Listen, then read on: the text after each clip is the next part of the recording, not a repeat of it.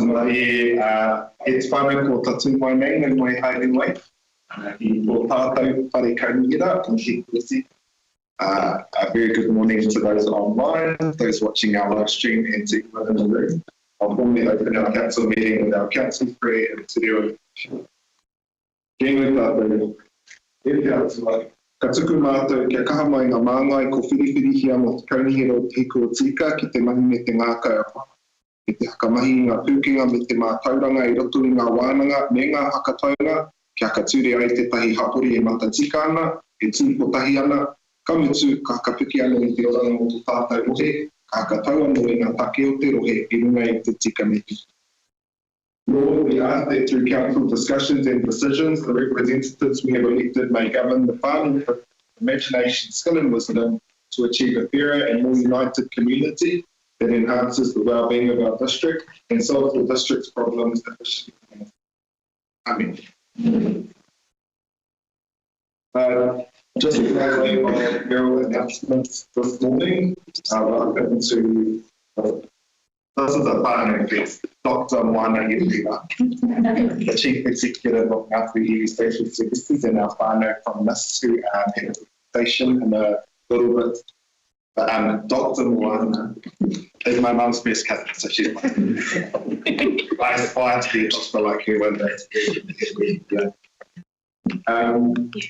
My maramataka today is Hotu, which is high energy. We're about to hit the full moon cycle, so that means we're going to have really good and passionate energy for our council meeting today.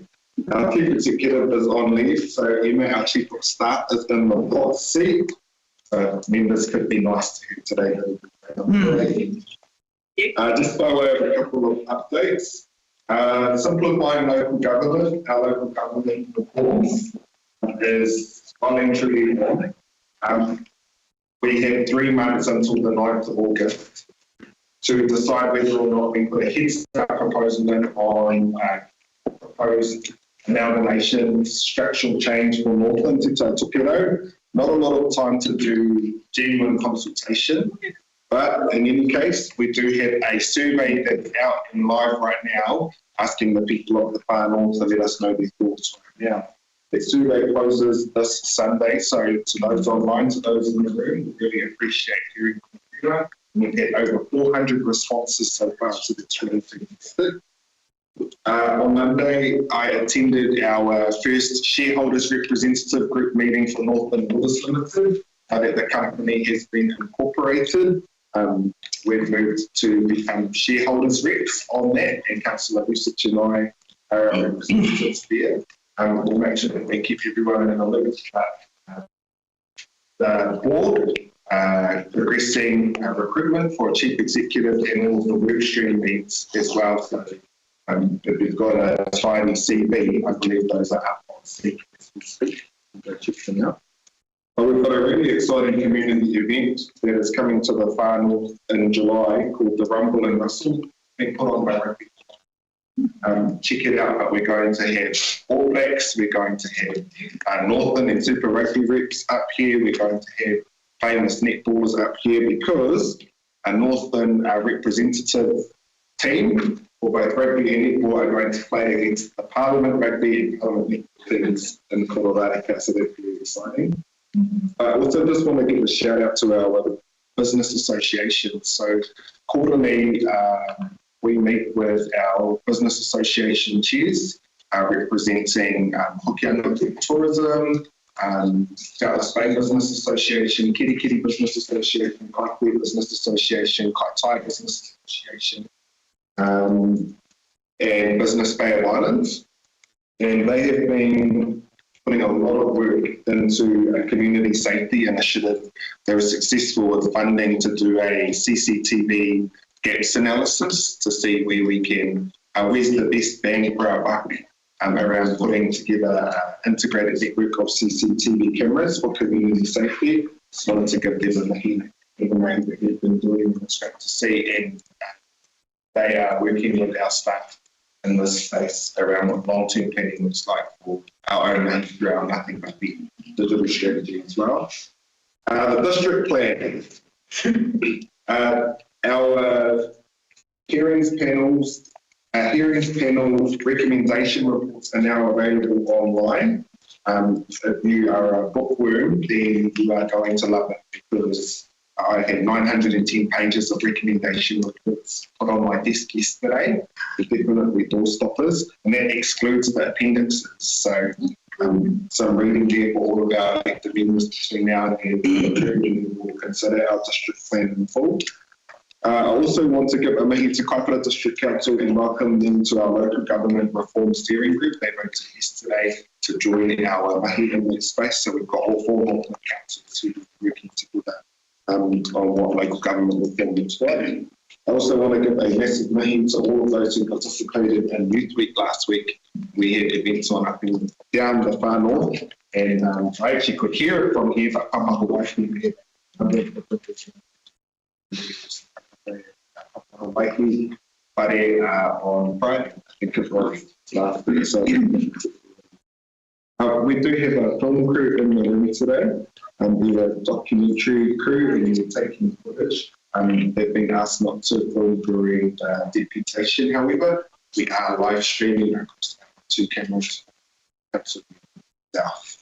And with that, we are going to go to apologies and declarations of interest. Now we've got a full whare and our other members, Councillor Allen and Councillor Haukia, online, so no apologies needed. But I'll just check if there are any declarations of interest that members would like to make at this time. Or as per usual, you can bring up any interest at the item on the table. None, we'll go now into our deputation. Great to have you in the photo deputation to us today. I believe members should have a briefing paper from Ngāpuhi Social Services on a proposal to establish a new park at the former Ngāpuhi Library site.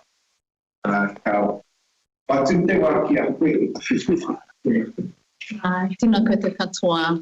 Morena e pitahika, te whanaunga moko, tēnā koe moko ki mai kia mātou, o te rāponga hapori o Ngāpuhi kia whanei, nā reira tēnā koe. Ano hoki ki ngā mema o te kaunihira, kore motu ngā mihi kia koutou katoa. So just thank you for having us this morning. I know that it's budget day and you probably got a lot to consider in terms of what that means for our far north whānau, but appreciate having some time to bring local issues before you. So my name's Moana Iruira. I'm the CEO of Ngāpuhi Iwi Social Services. Really privileged to be standing here with some of my team, our Pariro Youth Development team, who with youth in Kaikohe and the Mid-North. We're here today to speak to our paper, and I'm just taking the paper as read, but what we had asked for and put a proposal in for was to be able to transform the old library. It's exciting to have our new library, but our old library into a youth space, something that's specifically focused for youth, and in particular, youth at risk or youth already engaged in the system.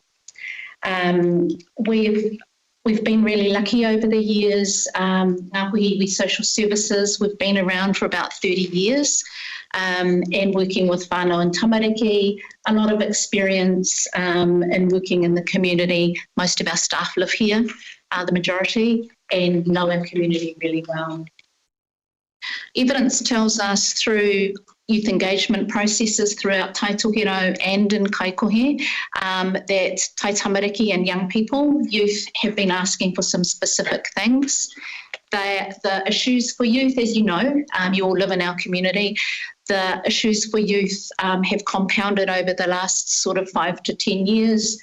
Youth are impacted by meth, by family violence, by mental health and anxiety issues, and some of the things that they really have to struggle with in the context of their whānau, their community and their environments. And one of the things that we would like to create is safe spaces for young people to go where they'll be cared for and looked after by youth mentors. So young people have told us they want those kinds of spaces that they can go to. They do want people that they trust, and people that can mentor and work alongside them, not tell them what to do or direct them in any particular certain way, but help them to understand their own aspirations and create pathways where they can do that.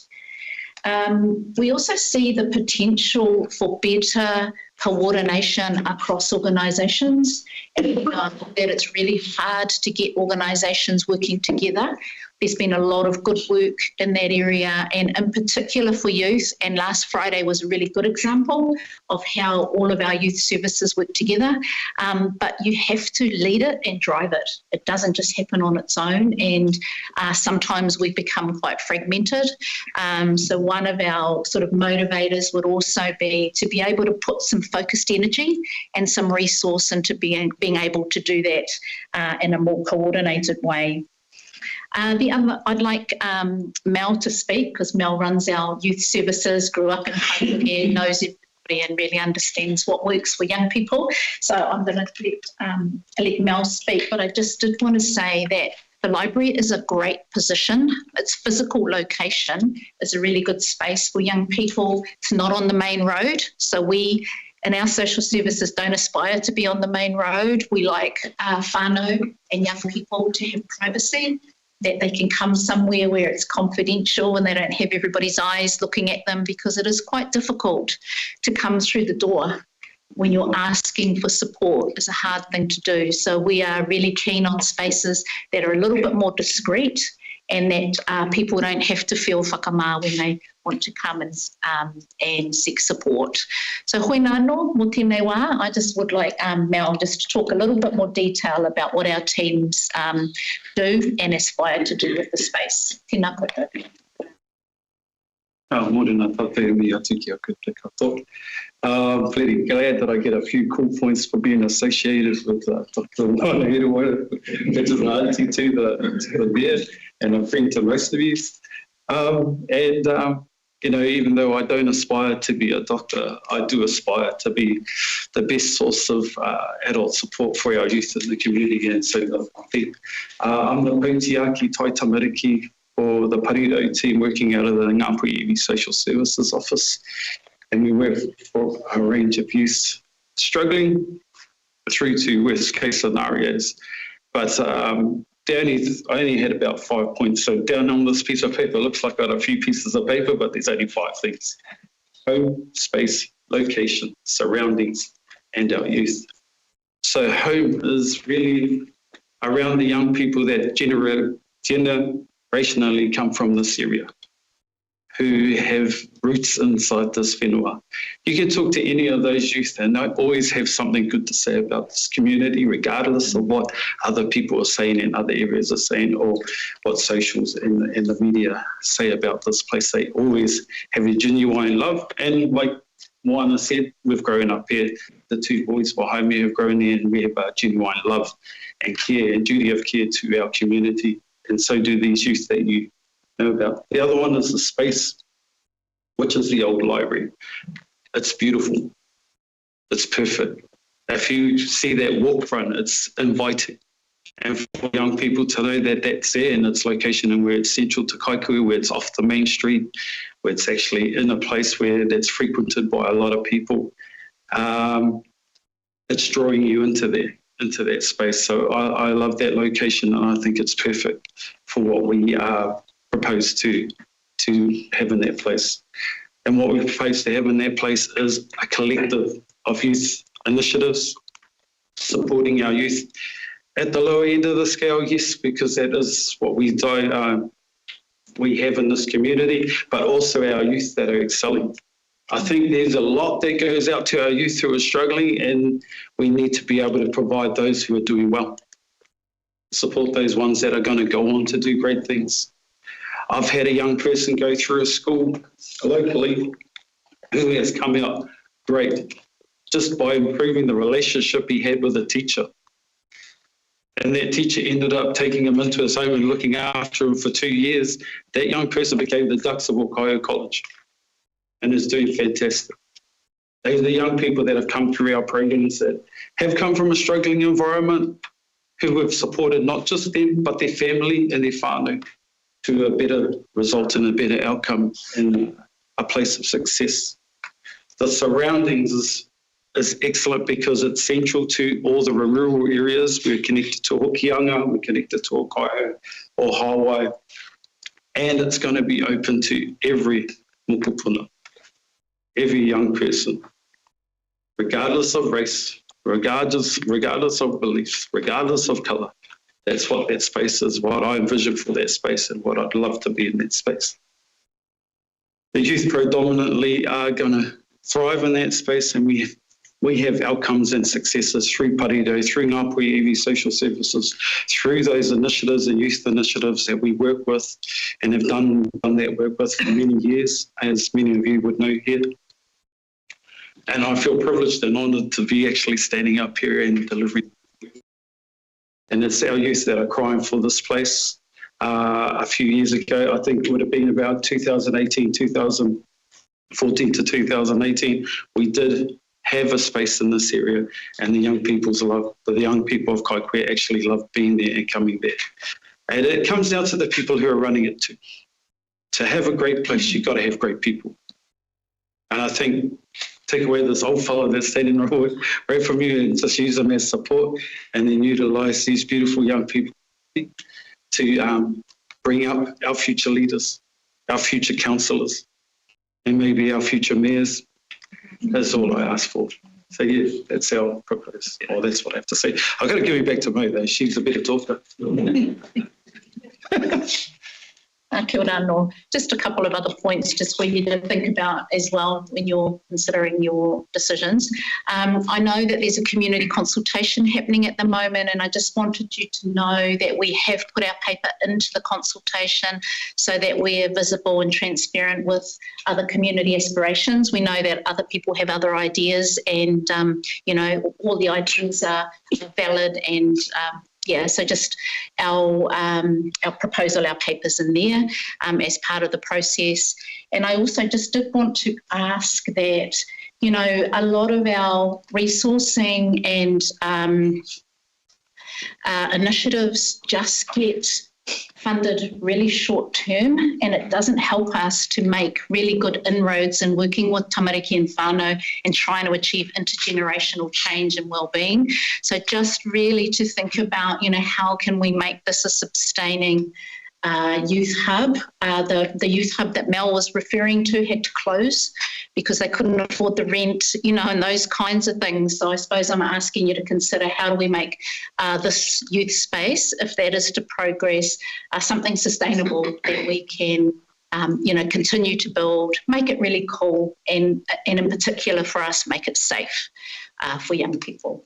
Hoi nā anō, mō tēnei wā, tēnā koutou katoa. Like a few pathways to appreciate the deputation, appreciate the mahi that you do. Well, hai tamariki here, not only in Kaikoura but across the world.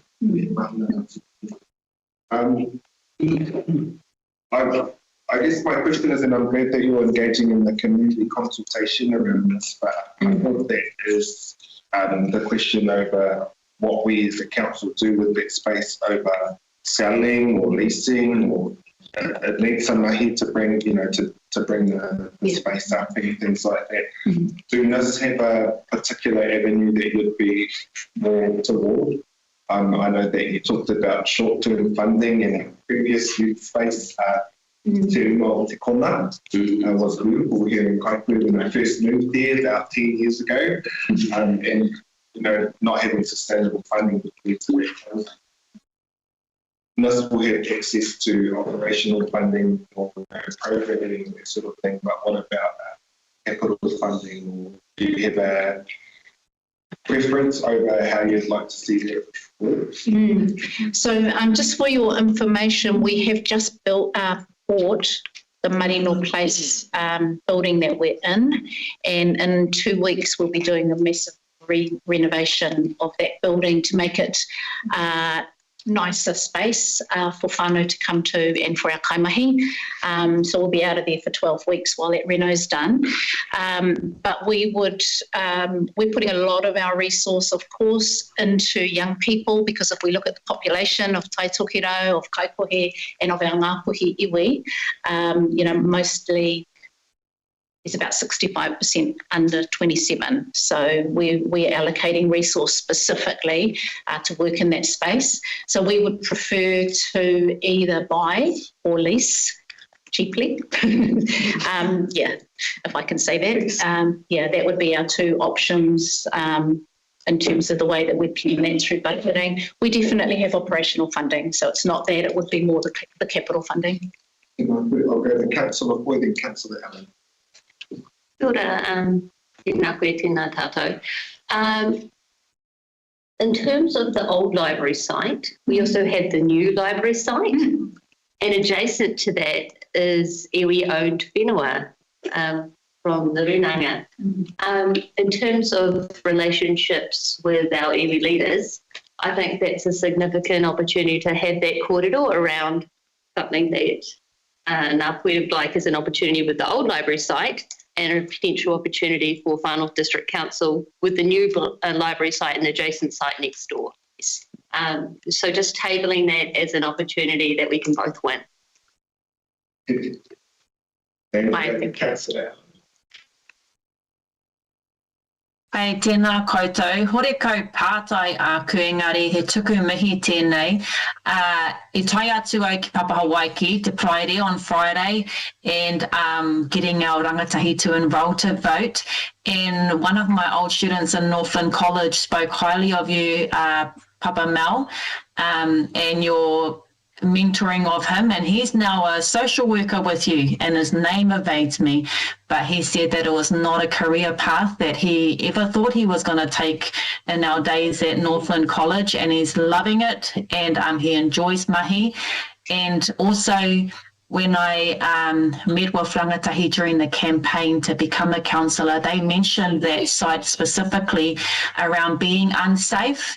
And that there's a pātaka kai there, but they don't visit that pātaka kai because the playground is a area where drugs are exchanged and where people that they feel unsafe around congregate. So just tabling era whakaaro me taku tino tuku mihi kia koutou, me a koutou mahi rangatira ki roto i tō tātou hāpori o te kai kohe kohe. Tēnā koutou. And also just on Councillor Foy's kōrero, really appreciated Moana's deputation to the Kaikohe Hokianga Community Board around the use of that whenua ki te taha o te whare puka puka hoi, and the tono that was given to the community board to have two of our community board members sit on that steering group, working group, and I believe we put 2 names forward.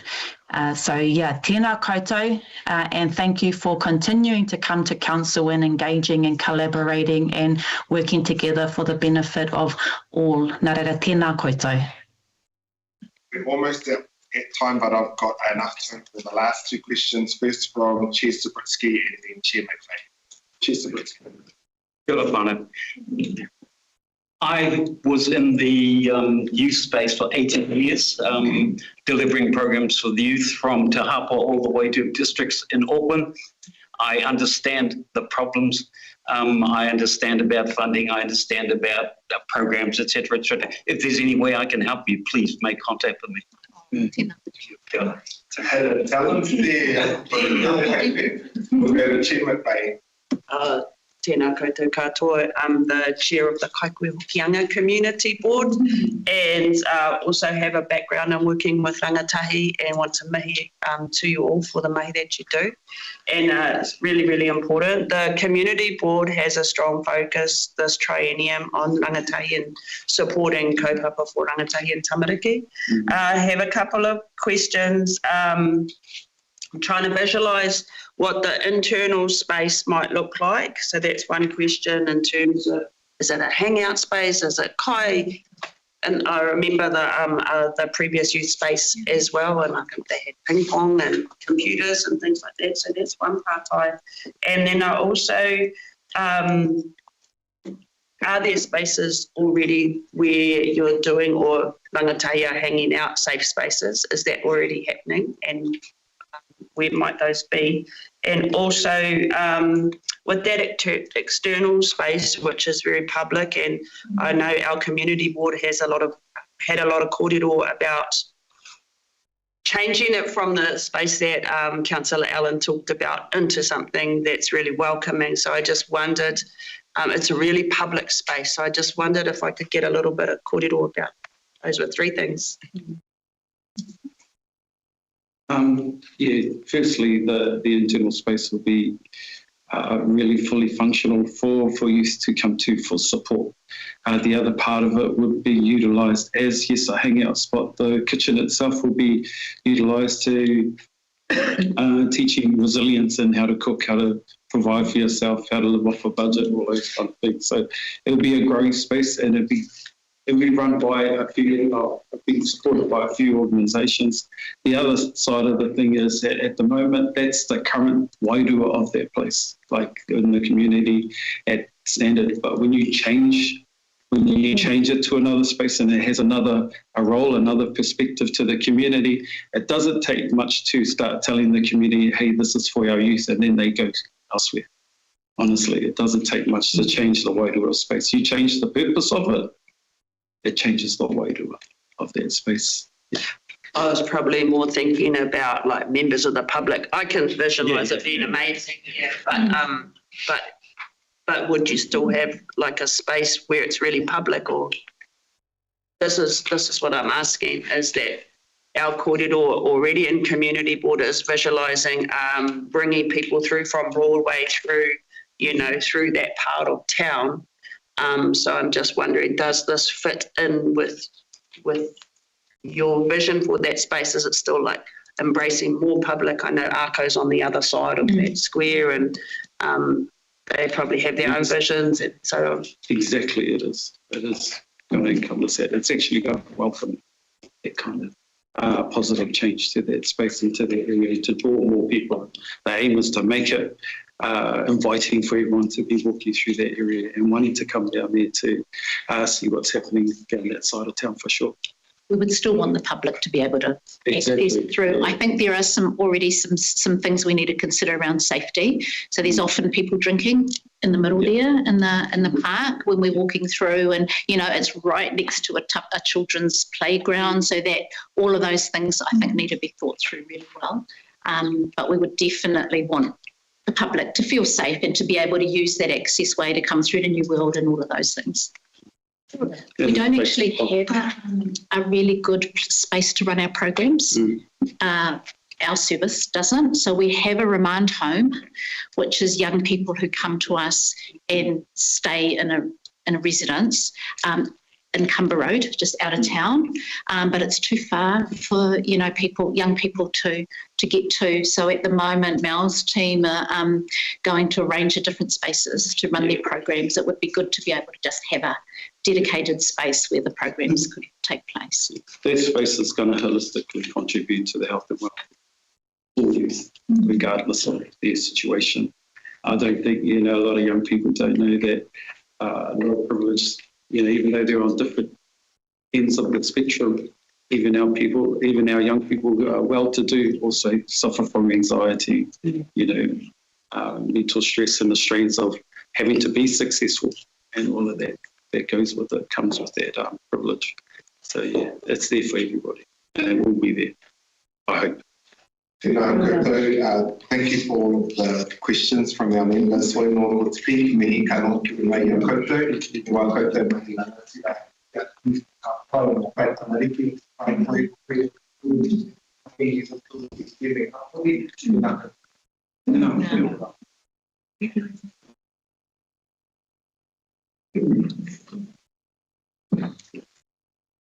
right, now you will have noticed that I didn't print a order sheet for you all today because we are going to, except for follow our order of business and our agendas. So with that, our first item is item 5, notice of motion. We must up to May 2026. That is on page 7 of your present agenda. That has been moved by the sellers. I'll just ask for a second. I'm happy to second it for them. Thank you. Right. We have had a reporting briefing from staff as well that you should take on your tables in front of you. We can for our councillors online. I'll ask you for the councillors. Thank you, Mayor. Notice of motion is about transparency, accountability and compliance with the law. Under the Lagoima, we have statutory obligations, not optional obligations, and we have legal obligations. So currently, elected members are not being regularly informed about council's actual compliance performance. This is unacceptable from a governance perspective. We're told that this information will come through in operational briefings, but the very compliance reporting we need is missing from those briefings now. And operational briefings can be changed, filtered, delayed, or stopped at any time. Governance cannot rely on informal processes. Governance relies on formal visibility, especially when the Ombudsman is already investigating matters here at the Far North District Council relating to Lagoima compliance, and elected members themselves are not routinely made aware of these issues. So that alone should concern every person at this table. We are the governors of this organisation. We are guardians of transparency, accountability and public trust. And if we do not know whether our council is complying with statutory timeframes, then how can we properly exercise governance oversight? So this motion does not interfere with operations. It does not direct staff to process requests. It just simply asks them for measurable reporting. How many requests were received? How many were answered on time? How many missed statutory deadlines? And what systems are in place to improve performance? Just basic governance oversight, nothing more. Now, we often claim here at the Far North District Council that we are leaders in transparency and that we proactively release information. We say we're open and we're accountable, but the motion is in the walk. This is where transparency becomes measurable. And I can assure you that we need to be more transparent. There's no good reason to vote this down. Voting against compliance reporting risks creating the perception that we do not want visibility, nor scrutiny or accountability. And that would be damaging to public confidence. This is one of the strongest mechanisms to have available to improve trust in this organisation. No slogans, no spin, just facts, reporting, openness. So let's get this right and let's support transparency with actions, not just words. Now, the Mayor has mentioned this morning that we have received a briefing paper half an hour before arriving. And in that briefing paper, I anticipated that it will inform us that we will be advised this information through the Finance, Assurance and Risk Committee. But with respect, that is not a sufficient governance safeguard. Firstly, the Assurance, Risk and Finance Committee only meets 8 weekly. So if there's significant compliance failures occurring, elected members should not be waiting 2 months to discover them. Secondly, we have already been told that the report exists informally through operational briefings, yet it is not actually being presented in any meaningful or measurable way. And that actually proves the problem. If we're relying on informal, custom, internal practice or verbal reassurances, then that can quietly disappear. This motion fixes that. It sets a formal governance expectation. It creates a standard mechanism, and it's good governance. This motion sets the standard, sets it in stone. I support this notice of motion. Thank you. Councillor Starkey. Thank you, Your Mayor. I'm happy to support this. I think it's really important that we, are adhering to our statutory obligations. we're already gathering this data, so I am confident that it wouldn't be any more work for our staff. And I think it's really important to show the public that we are really, really serious about transparency and accountability. So for those reasons, I support this motion. Thank you. Go to Councillor Stratford, then Councillor Research. Thank you. I'm not sure whether to support it as yet, but I am just a little confused why we need it, because on page 68 of the January-February operational briefing, which is available to the public on our website, there is a report on the Goina over the previous 6 months, how many were managed per month, whether they were in statutory deadlines,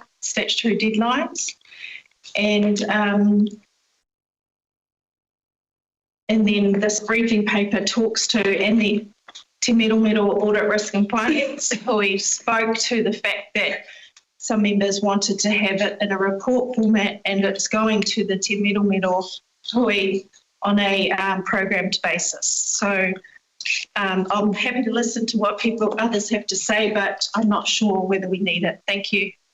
Councillor Research and Councillor Floyd. Yeah, thank you, Chair. I am probably leaning to not supporting it. I have no issue with transparency. I actually am a great believer in transparency, but transparency is much more than just the Lagoimas. And what has this has been raised before, and it's valid. But what's happening within the Te Miramana, which was discussed on the 12th of May, as this staff report was put out, we have a place to include this information. As Councillor Dolke has pointed out, it has been collected. How we make it available, I think, is something we can work on, both through the two mechanisms that are operating at the moment, operational briefing and the Goima through leading at Te Miramana. With Te Miramana, there's other things that we consider as well in there, any associated risks, and one of them is cost, which at this time we're trying to save cost. I'd like to see the cost associated with some of the Lagoimas going out and the amount of Lagoimas that are going out as well. But I think we have, within what we're doing at the moment, planning to do, we've got the opportunity both to tailor the request as it comes across monthly or otherwise, and also to get the detail that we need, which can be made public. So I'm leaning not to support it. There seems a duplication of effort. Councillor Floyd. For this notice of motion, I think that Lagoima requests are really a reflection of if a response to RFSs have been answered or not a lot of the time. And if RFSs aren't answered, the only option that the public have is to go to Lagoima. And I have heard, from internally from elected members as well, if they don't get a response internally, they're left to unfortunately go through Lagoima because of the staff declining to respond. And I think that's sad that the organisation is doing that or has been doing that. But in terms of going forward and the Lagoima performance, I personally don't think that the reporting for that should be as part of operational briefings, which have no ability to move motions, they have no ability to vote at those operational briefings. Essentially, it's just information that isn't a decision-making platform. So I'm not sure what value the operational briefings bring. And in my view, those operational briefings should just be at committees because it does take up valuable governance decision-making time. So I think that this motion is practical. The one aspect that I'm not sure of is that A talks about it coming to the council meeting. I think that it coming to Te Middle is another option as well. So I'm happy with the current motion, but I think that we could have a discussion with our mayor and our operations if instead that will come to Te Middle. We all can vote, move motions, and act as we should in our governance roles.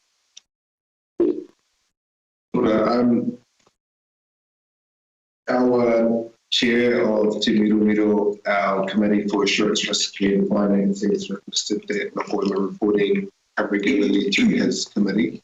So that is going to start as it is. I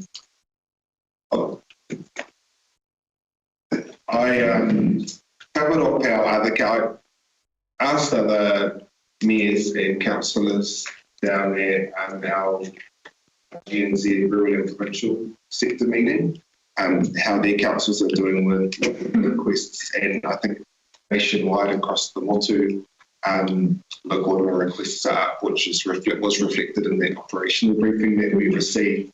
But one of the things that was shared was that with the advent of artificial intelligence, Lagoima requests are being AI generated now, and they are a lot more complex and intricate in their nature.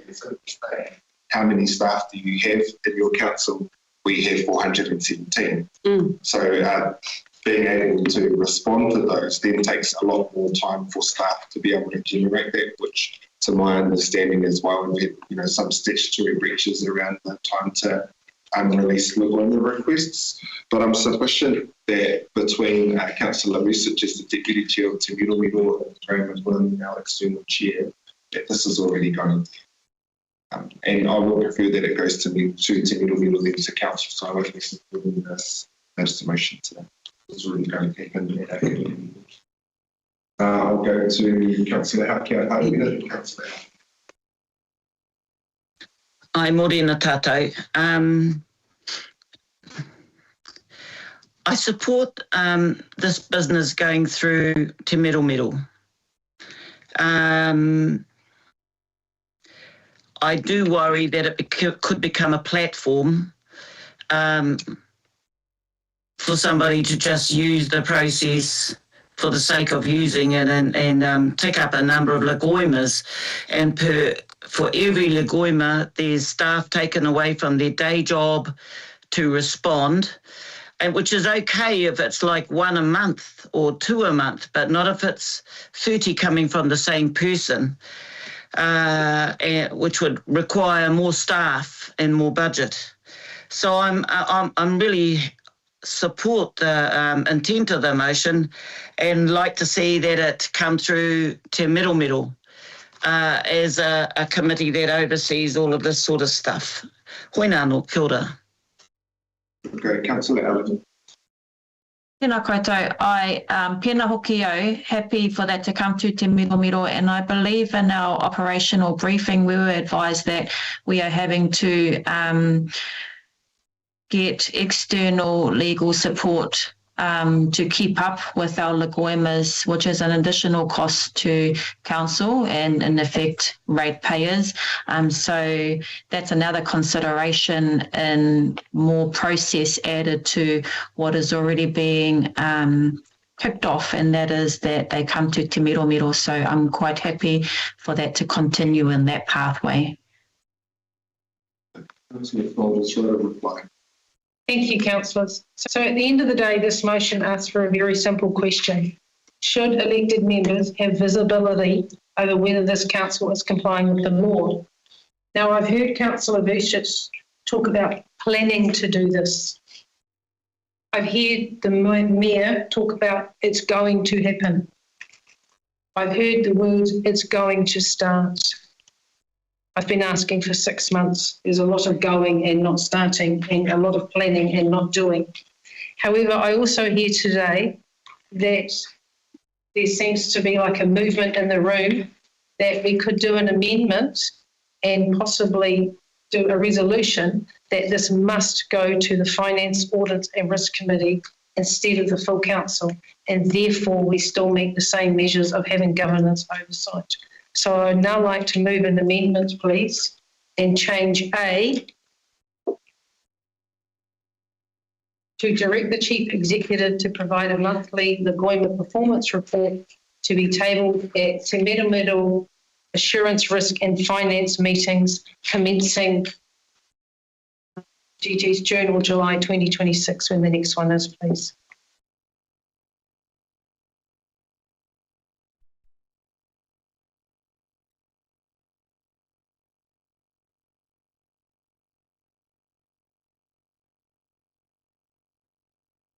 Thank you. Does the original mover, the original seconder agrees to the change? We don't need to get it. I'm happy with that. Thank you. The next meeting is the 11th of August. August monthly?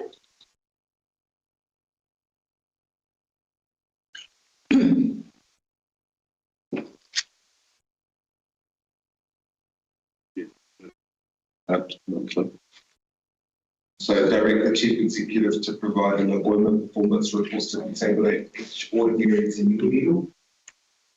We don't even need the time of it at each ordinary meeting. Mover and second is equal with that. Thank you. Yeah. Noting that the independent chair of Te Miro Miro had asked we provide compliance reporting regarding Lagoima's on a quarterly basis.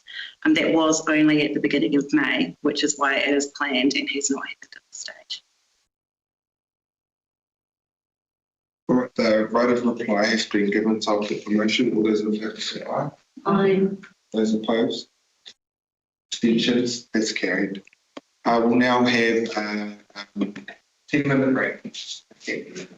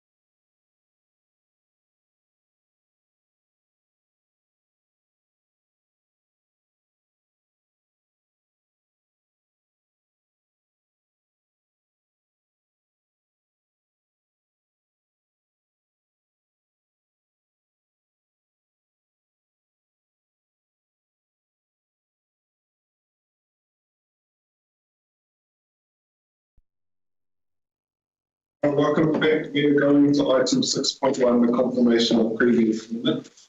Minutes from our 29th of April meeting, 30th of May, short meetings.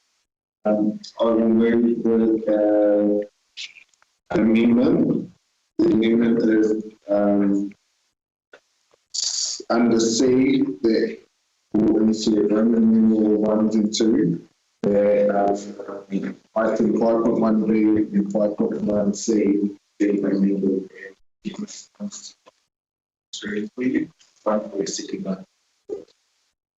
Research. I didn't pick up on the other alterations that were required, Councillor Research. No, I didn't tell you. Any other members? The motion, all those in favour say aye. Aye. Opposed or abstentions?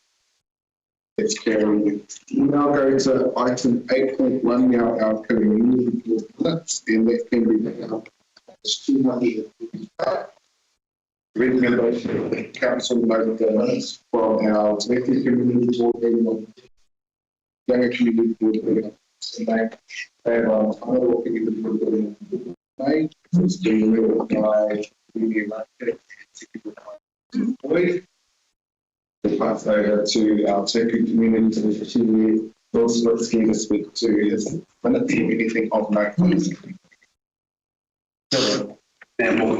Just to say the minutes, take the minutes as read. One of the biggest issues in the Far North today, and I didn't get a copy of the Age this morning, would be the Duke and Isha pending negotiations. On Saturday, just gone, myself and two of the TTs attended the public meeting. We did expect that to be a question and answer session, but it wasn't. But it gave some of the public, or most of the public, an avenue to talk of some of their concerns and just give a brief history. Being the eternal optimist in Te Hiku, we'd like to think that there were people interested, obviously. Those closed about prior, just before Saturday. So that was good. I don't know the outcomes of that, but again, the outcome will reflect obviously the price of purchase and the economic situation of the whole economy, the whole world at this moment. It was good to hear from the staff, all committed, know their job, confidence in the product. So anyone looking at this firm, this organisation would definitely have to tap into the local domestic market. It's a product that's used throughout Northland, from building houses to basically just odd jobs around the house. So we hold our breath in terms of waiting for an outcome there. Totally critical to everything in the Far North and Te Hiku, without explaining everything to you. So we're sort of stuck with the Doris Day, que sera, sera, what will be scenario. So we wait for that. And I just want to add, yesterday we had the first community board accord. Found that extremely interesting. Last meeting, I think Member Vucic asked me the question, how can we help you? Well, there were plenty of ideas that came forward, and which was good that I didn't respond too elaborately that day, because we had a lot of consensus, a lot of agreement, and that was really important. So an excellent start, an excellent workshop. So much appreciated. Thank you. Questions for Chair Subtitles, start with Council. On page 248 of the agenda about your minutes from your board. There was an item about the Matthews outfall capacity, and I know previous RFS has raised about Tauhata Place in Kaitaia and He Kurawai Trust Housing and the effect of the Matthews outfall capacity on that housing development. I lodged a request for service about the Kaitaia sewage plant because they're adjusting the heights of the culverts at our council infrastructure, and that's creating push back into the Kaitaia urban stormwater and creating the flooding within the catchment. I just wanted to raise that because I haven't had a response from any operational staff, and they're doing the works right at this time. I think Barnard Roading are the contractors. So I would hate for the work to finish and then be told it's too late because there hasn't been that communication flow between operations and governance. So I note that Tanya isn't here today.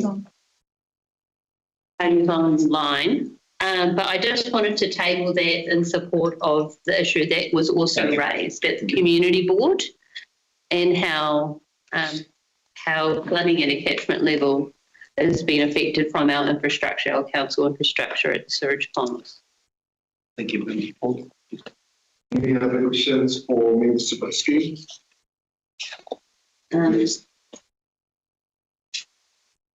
We'll go to Chair McVeigh to speak on behalf of the Kaitaia.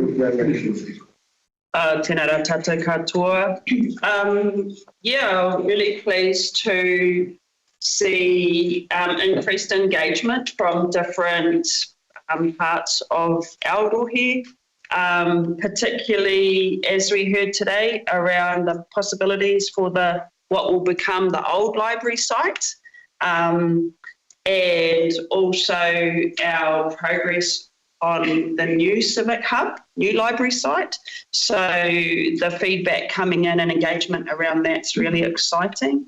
We're pleased to be able to support some footpath prioritisation and to be able to support our communities who've been requesting those footpaths for quite some time. It's nice to be able to achieve that. With our funding, it's as people become more engaged with our board and with council, we're getting more widespread funding. So, and it covers a whole lot of different aspects. So there's things around our civil defence response groups, around safety and resilience. We've supported that.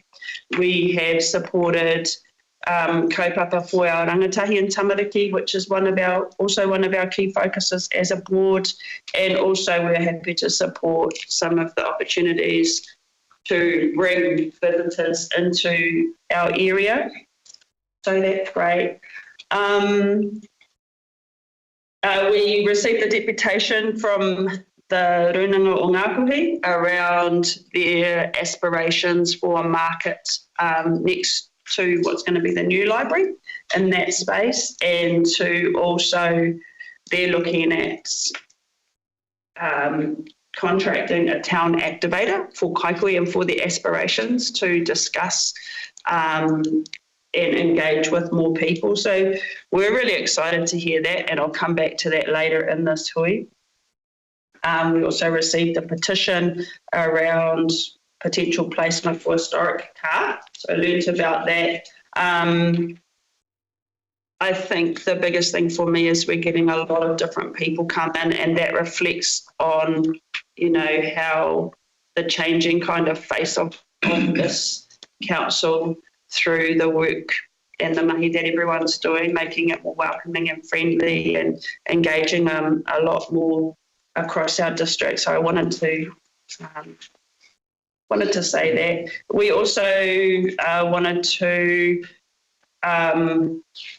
thank the people who were able to come to the opening at Te Raupo of the wastewater. It's not normally an exciting thing to talk about wastewater, but for Hokianga it really is.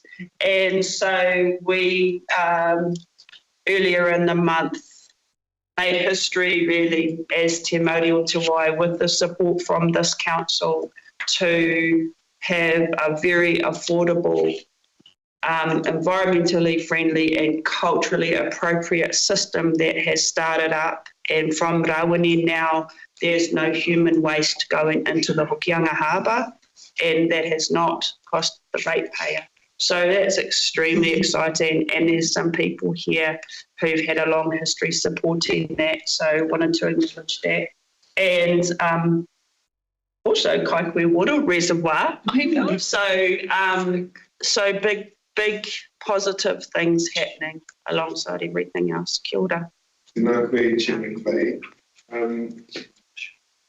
I know that the board approved $10,000 to our Plunkett Centre here in Kaikohe for their playground upgrade, or a specific playground for toddlers, because our council playgrounds are for kids, or big kids like me sometimes, with nephews and nieces.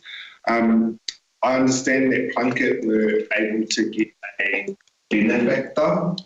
I'm trying to sound smart. So while you've given 10,000, it would be match funded, so that was actually $20,000. Possibly even more, but yes, it was great to be able to do that. Any other questions for Chair? Thank you very much. We'll go now to Chair Ward to speak on behalf of the Bay Islands Whangaroa community. Just in relation to our minutes, we did discuss at the time of our members' reports that we request that Council consider Member Jane Hindle as the Zone 1 representative to be included in the Local Government Reform Steering Group. So we'd just like that noted, please. We think it would be really beneficial for her to be there if that were allowed. And I'll take those minutes as read. As a board, we promised at our last meeting a couple of meetings ago to actually move forward and in relation to the sensitive subject of typo-based steps and the news that they have I guess, gathered in the way in which those steps were removed. So our board agreed that we would do a site visit prior to our next meeting as we move to terms of reference. I just want to acknowledge staff that those terms of reference, the work that's been involved in getting those into our agenda for our meeting next week. So we will be addressing that. Also want to just acknowledge that yesterday afternoon, several of us went up and did a site visit at Taupo Bay. And really just to point out, not just for this particular incident, but for everything that council does, I can't highly recommend site visits and how valuable they are in decision-making processes. The photos and the reports that we received were nothing like the 2 hours we spent up there. Beautiful sunny day. I did regret not learning how to surf better when I was younger because I was looking out there and said it was beautiful. So I think really, we took lots of notes, we took lots of photos, we have a great understanding of how spoiled this community is with access to its beaches, and we'll work forward with the working group that we've established or are about to establish. And just for public interest, tonight Regional Council are visiting Taipa, and they have a 35-year experienced scientist, Jim Darm, is going to discuss coastal erosion and effects on coasts up there in conjunction with Regional Council. So that's at Taipa Beach Resort from 5 till 7:30 this evening. I'm hoping that people from these communities will make an effort to go up, and they want to get involved in working party groups within their communities. So I'm hoping they'll go and educate themselves in relation to the effects and impacts of the erosion on their coastline, how they're changing and what they can do to adapt and thrive, and particularly in relation to seeing journeys. So lots of learnings coming out of that, and we look forward to our meeting next week. Any questions for Chair Ward? We had our second ever local government steering group meeting on Friday, so we will follow up with the group around including Member Hindle and that going forward. Also, just note something. Is Roger online or Roger? Yes. So we can just note that should that not be accepted for her to be on the group itself, that we make sure that for our own council interaction, we can catch up so that the works.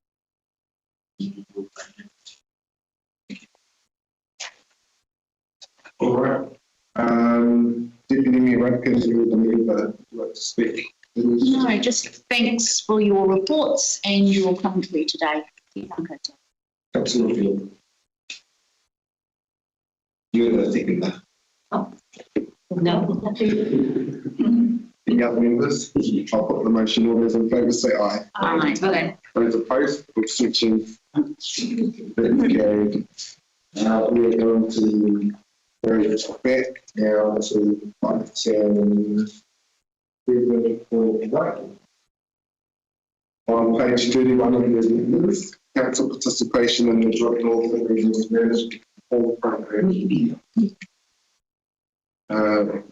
Got a recommendation to approve the establishment of a work program, approve the proposed governance program delivery structure for a joint committee, approve the draft and particular, nominate 2 members to join the committee on our behalf, as well as the associated budget member.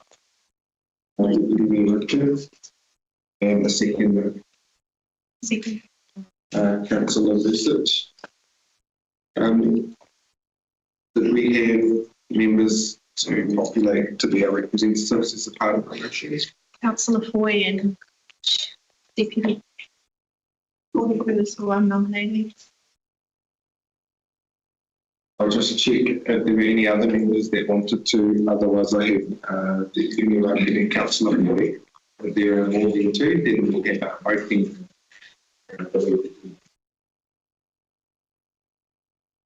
All right, I'll pass to Hilda. Oh, there you go. Whoa. There you go. We'll pass over to Ed to speak to this. Thank you.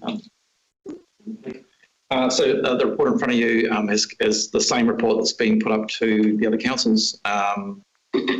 There was a council meeting at KDC yesterday. I'm going to check in where they got to with that report. So it's the exact same report that's been put up. It's come through the CEO's forum, and the report itself is outlining how we're going to jointly work with the other councils on the resource management reforms. And put in place the structure is very, very similar to the structure that's been put in place for the local government reforms. So with the steering, but this one's slightly different with a committee. So this is going to be a joint committee of council, which is a formal committee which will be set up. That is following the direction that's been handed down pretty much around the RM reforms to get that moving along. This one here is a little bit urgent. The RM reform is expected to land in September before the election. That's the target. And then the working group that's working on this from across the councils have identified a lot of work that needs to be done leading up to that, and that will hit the ground running when the legislation lands. Still working on the premise that 15 months from the legislation is when the regional spatial plan will need to be in place. So it is tightly linked in with that time frame, and also there's a tight linkage in with the local government reform program as well. So the request in front of you is the approval to establish of the joint committee, the work program, and the appointment of 2 representatives to the joint committee from Whanau District Council, and then the share of the funding. So the agreement was we do a quarter share of the funding of what that would be going into the reforms. Open for questions, and I have a question probably for Ken, our CFO. Yeah, there we go. It was picked up in our annual plan workshop that we had, and an email from Council that we've got some items today that have got budgeted expenditure attached to them, but we haven't had a grading implications breakdown within the report itself. The paper today has identified budget lines that have been put to this, but it is not sufficient. How is that being factored into the annual plan? What will this, if it goes again, this vote mean for that? And what are the rating implications attached to it? So rating implications are 1% of 1.237 mil, and 100k budgeted in the annual plan, 15k, there's no issue with that. The extra money that may come in for each council that's not budgeted in the annual plan. It comes out of the entire pot of the planning and policy area. There's quite a bit of money in there. It would have to come out of that unless the paper is done for budget expenditure.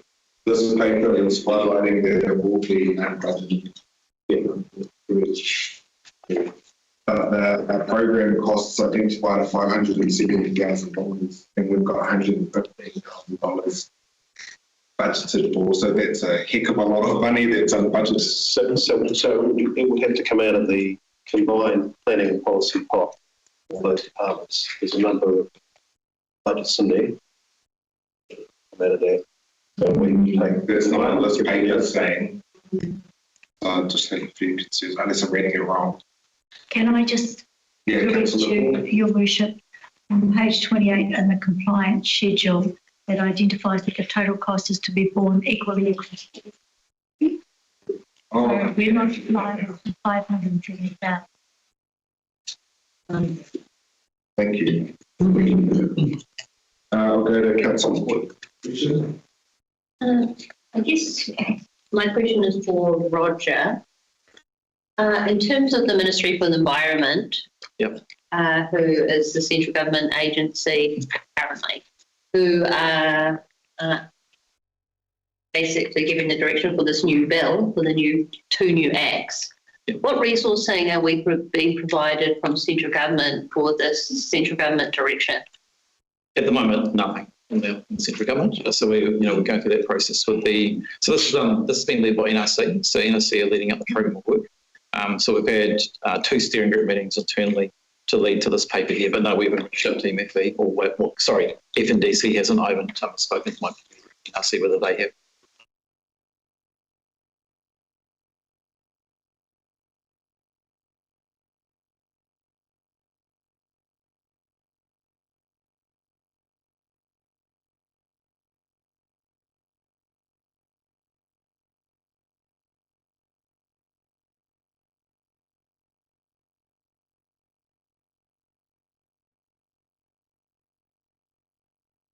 Yeah, so on the Head Start program, obviously that one there is looking at some criteria. We're going to match that criteria, but there is an opportunity during the Head Start process to put the application for an ask to the government about, and I think the council should think seriously, or the council should think seriously as part of that proposal if we go ahead with the Head Start and put a proposal in August that we actually should make an ask about what we would want to see coming out of the Head Start process.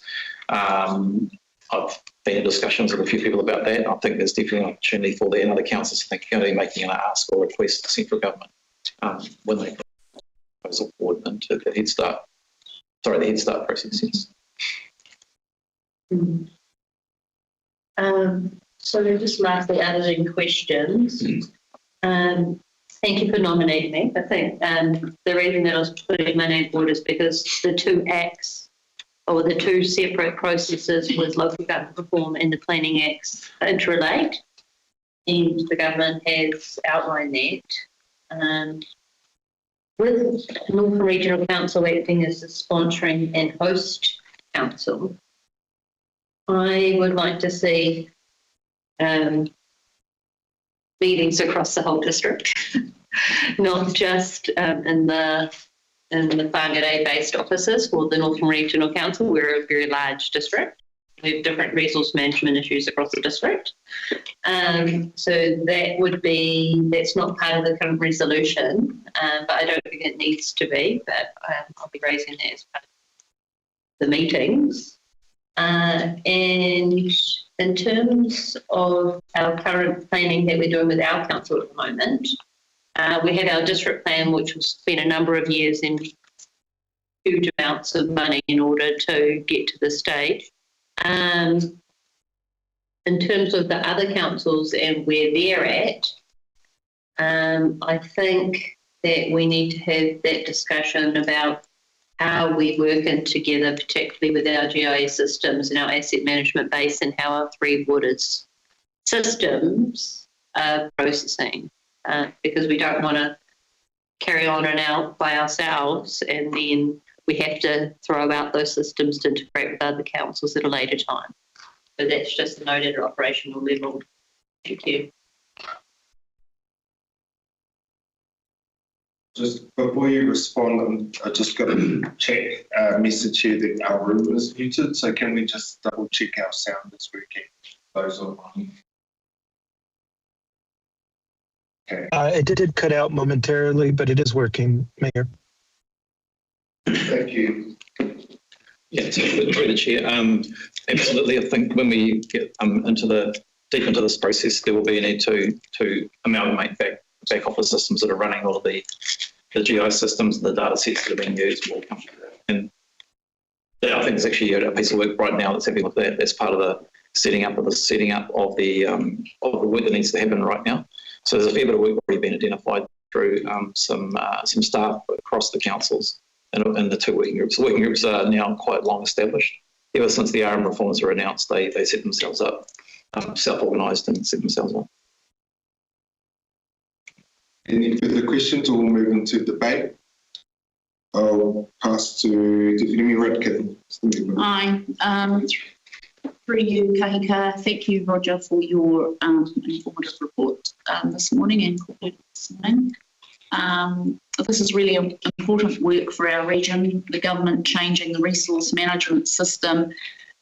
Those changes are moving really quickly, and if we don't get organised early, we risk losing time and influence and possibly money later on. I don't think we can afford to be reactive on something so significant. So, in my opinion, what's been proposed here is really sensible.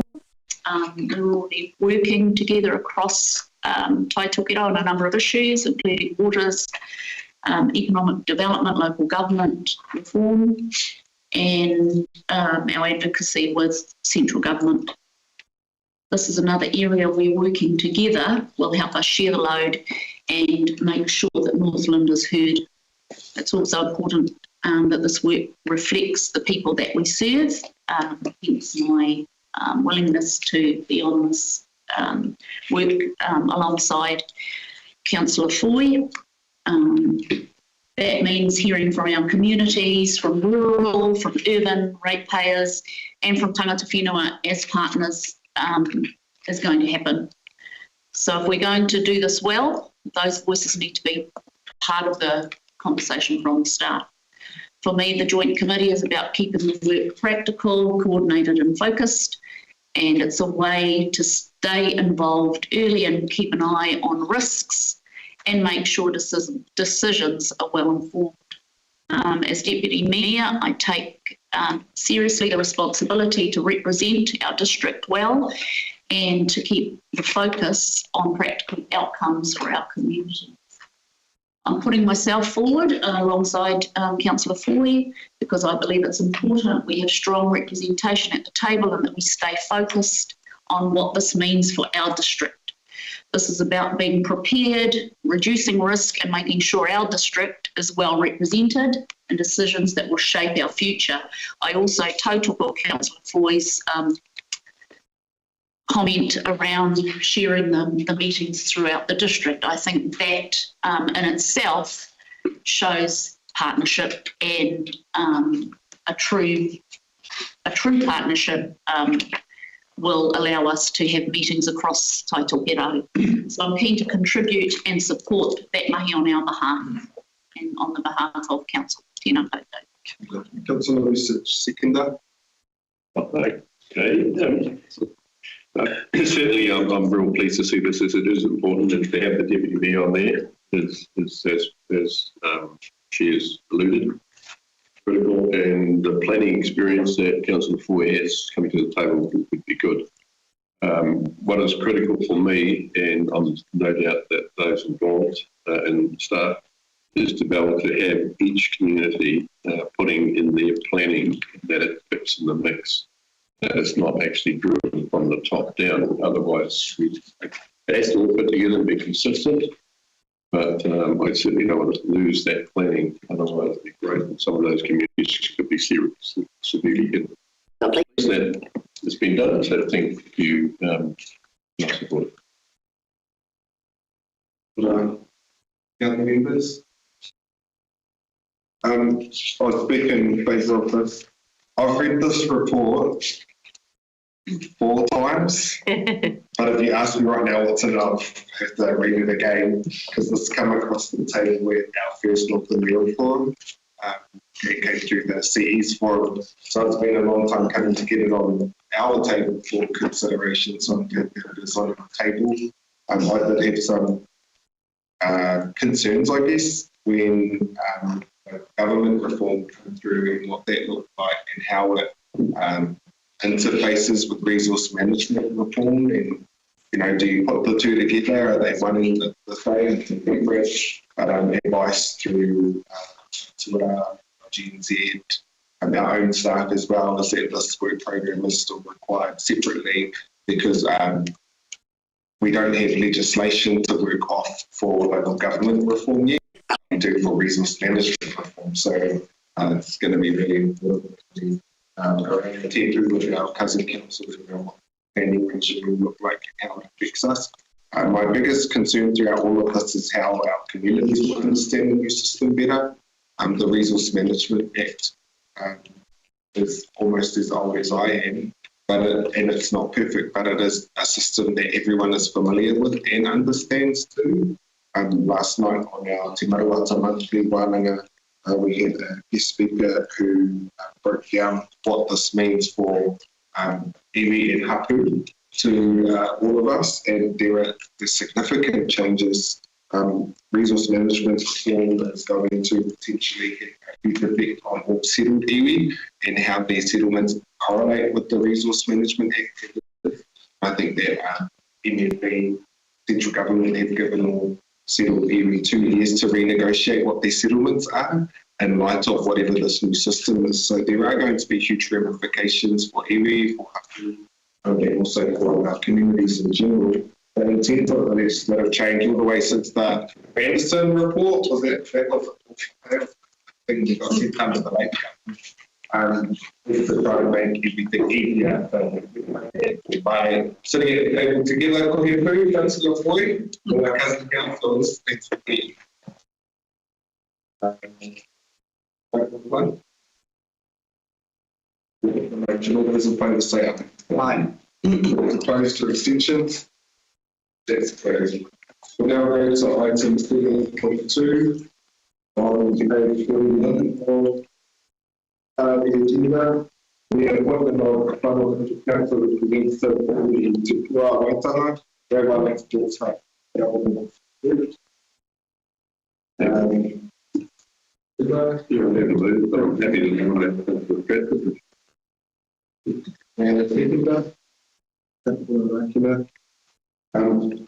Michelle, our author, and we also have community to address any questions that may be. Pass over to you to speak to your report. The Chair. So this is to seek the elected member representative to the Te Pua Bay of Islands Sports Health Governance Group. The Appointments Committee has already chosen their 6 external candidates, as has Natalie Rehia. They've chosen their representative. So right now we're only missing our council representative to that board. Any questions? We're moving to the debate. I'll just pick that there wasn't more than one nominee for, a question, Chair. Question, thank you, Mimoka. Is it possible to actually appoint the Deputy Chair, who is of the Bay of Islands Whangaroa Community Board, Tyler Bamber, who is actually the local Waipapa subdivision representative, who knows the area well, has young children, has an interest in the area, and has done in the Te Pua Waitangi development. Just wondering whether or not it says an elected member, it doesn't say councillor. In the community board we did discuss it and felt that he would be the ideal candidate. And why do we have these subdivisions if we're not going to use localism on the ground? Can I just bring a perspective from the panel board members? They do want both at this point, but it needs to be, they want to have a board meeting and sort out whether it's the council resolution or the draft constitution that has this. That is correct. So the draft constitution says that there's 8 members in total, one of them being the elected, it says FNDC representative. But then the letter that was given out to the to potential nominations says elected member. So there's a bit of a grey area there. If the governance board does want to add in a community board member or have 2 FNDC representatives, then they'll look at doing that change in their draft constitution meeting at the end of June. Can we have it noted in our resolution in some way that we as a council are supportive of this happening? I don't want to leave member Bever or Chair Ward high and dry. We're just going to pass it. The council is.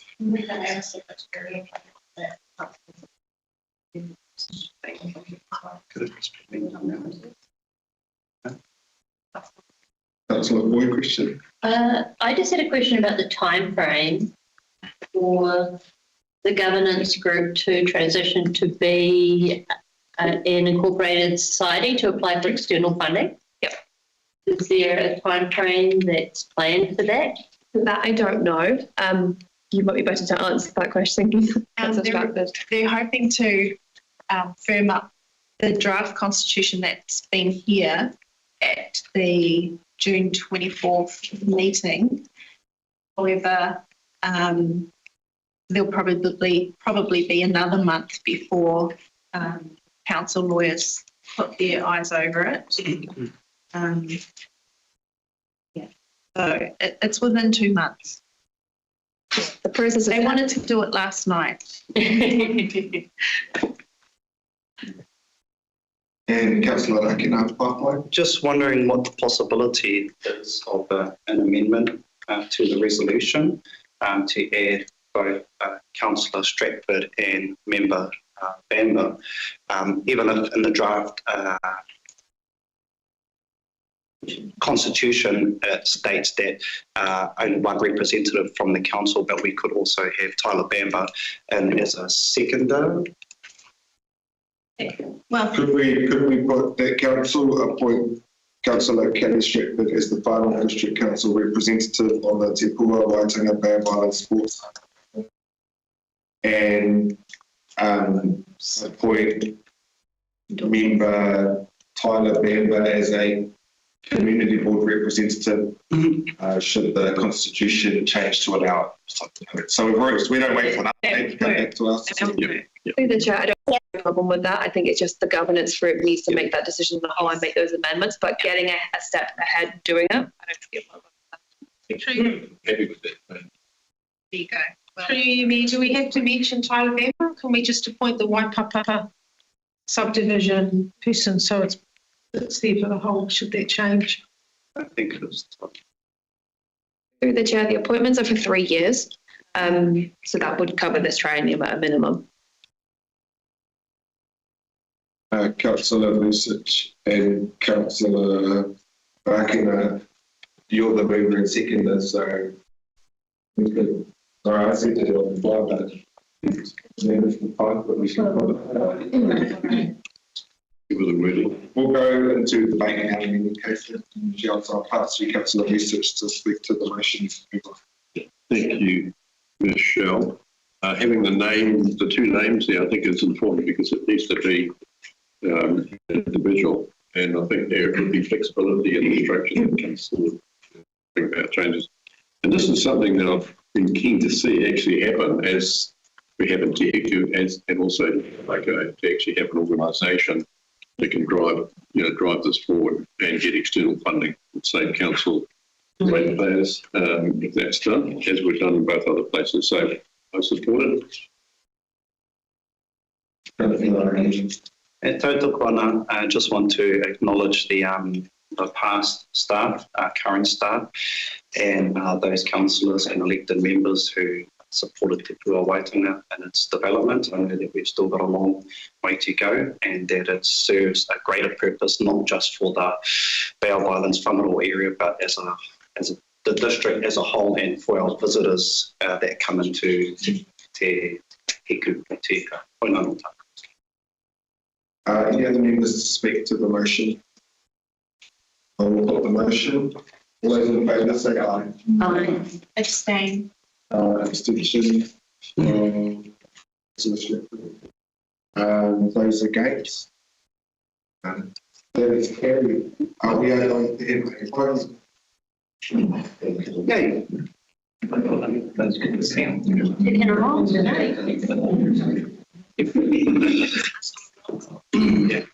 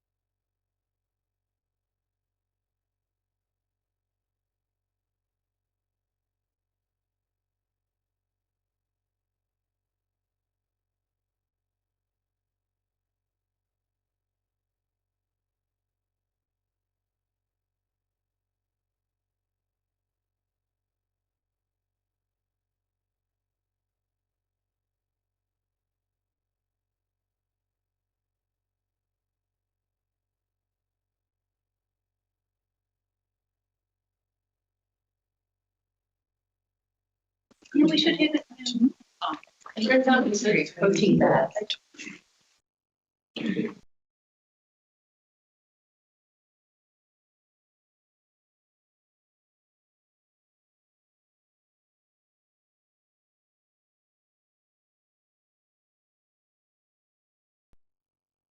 Kia ora, welcome back. We're moving now to item 7.3, formal approval of the Muri Mai contact agreement. I've had Councillor Haukia Harawira text me in the break to move this. I'll second. I can go to Councillor Smith just a second. I had Tikomo, Julie, Aaron, Tai Councillor, who will give an organisational process update and will also be available. Yeah. So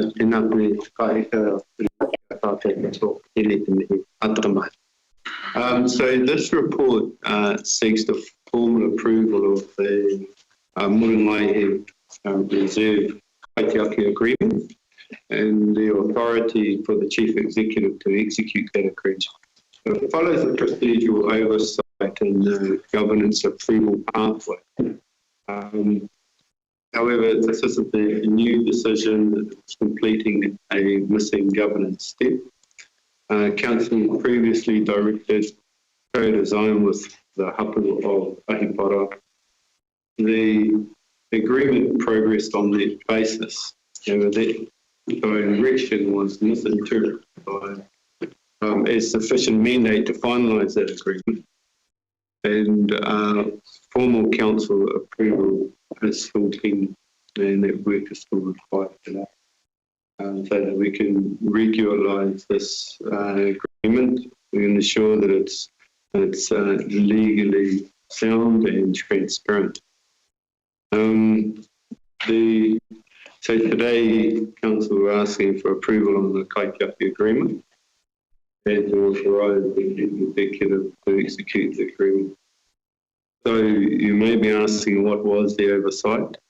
Essentially, it was staff misinterpretation of a prior council direction, and the co-design approval was treated as approval to finalise.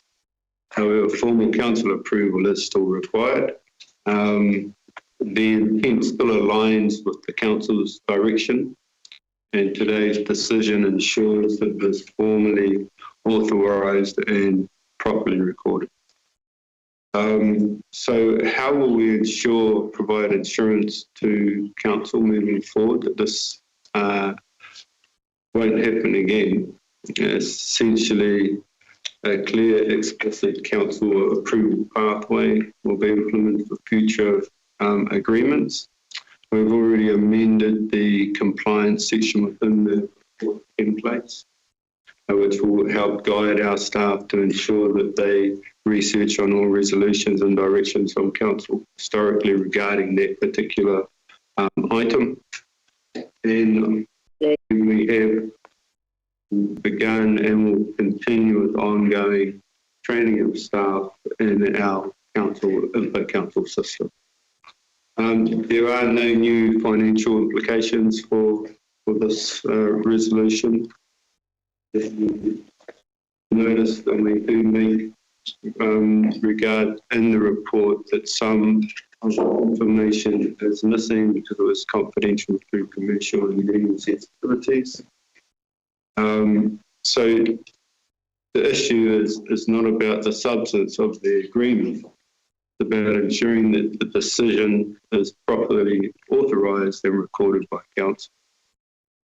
So just by supporting the recommendation ensures that the agreement is valid, it's enforceable and transparent, while strengthening governance processes. Happy to take any questions at the time. Questions for Aaron? Thank you, Aaron. Just a quick question. On page 50, the report states that there's no additional financial implications are anticipated, and it notes that the CFO hasn't reviewed the report. But once on page 47 and 54, it says that resourcing and maintenance arrangements will be, will be appropriate for the supporting of the maintenance of the work undertaking, etc. Once they've got the actual cost of what that will be, will the CFO then review that?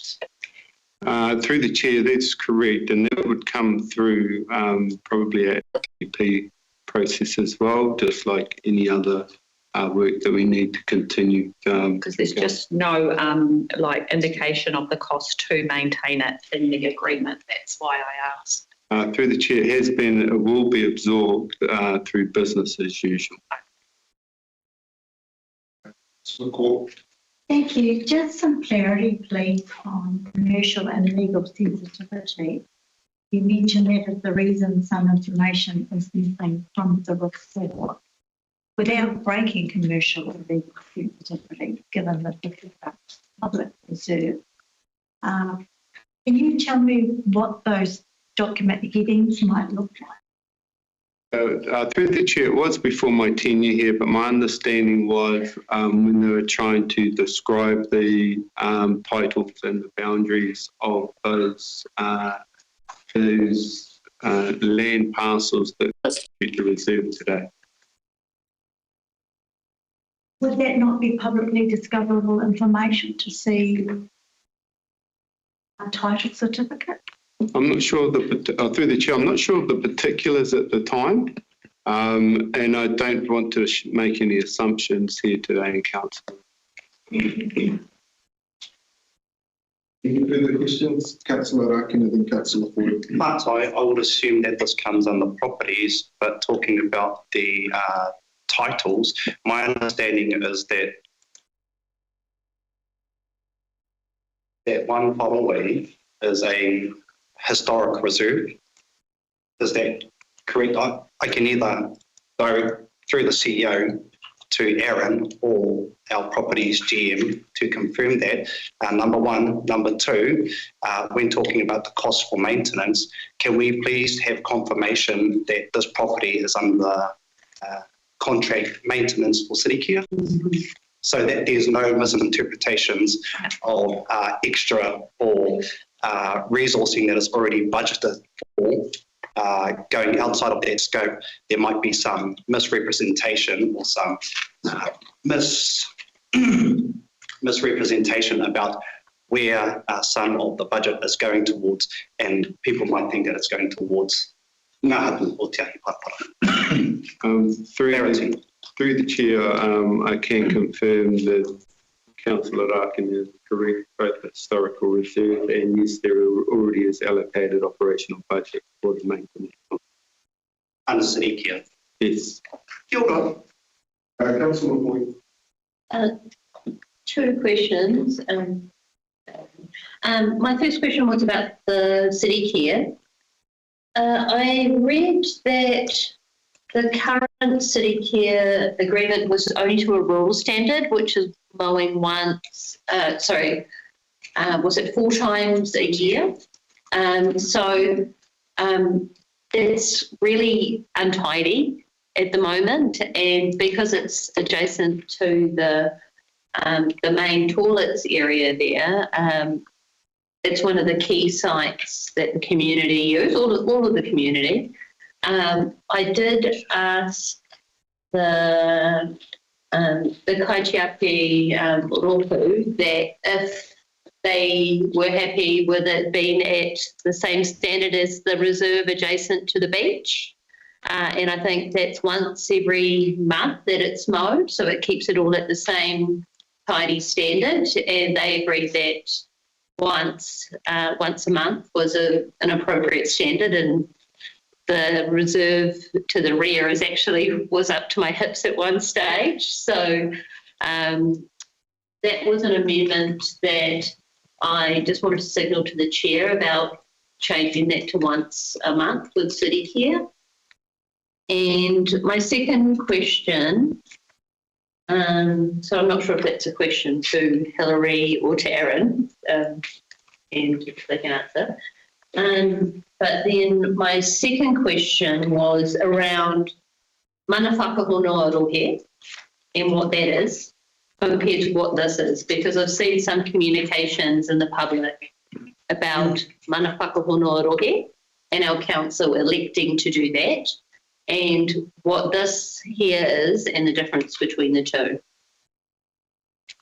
Through the chair, I'll save that for our legal counsel to perhaps provide a definition of the two.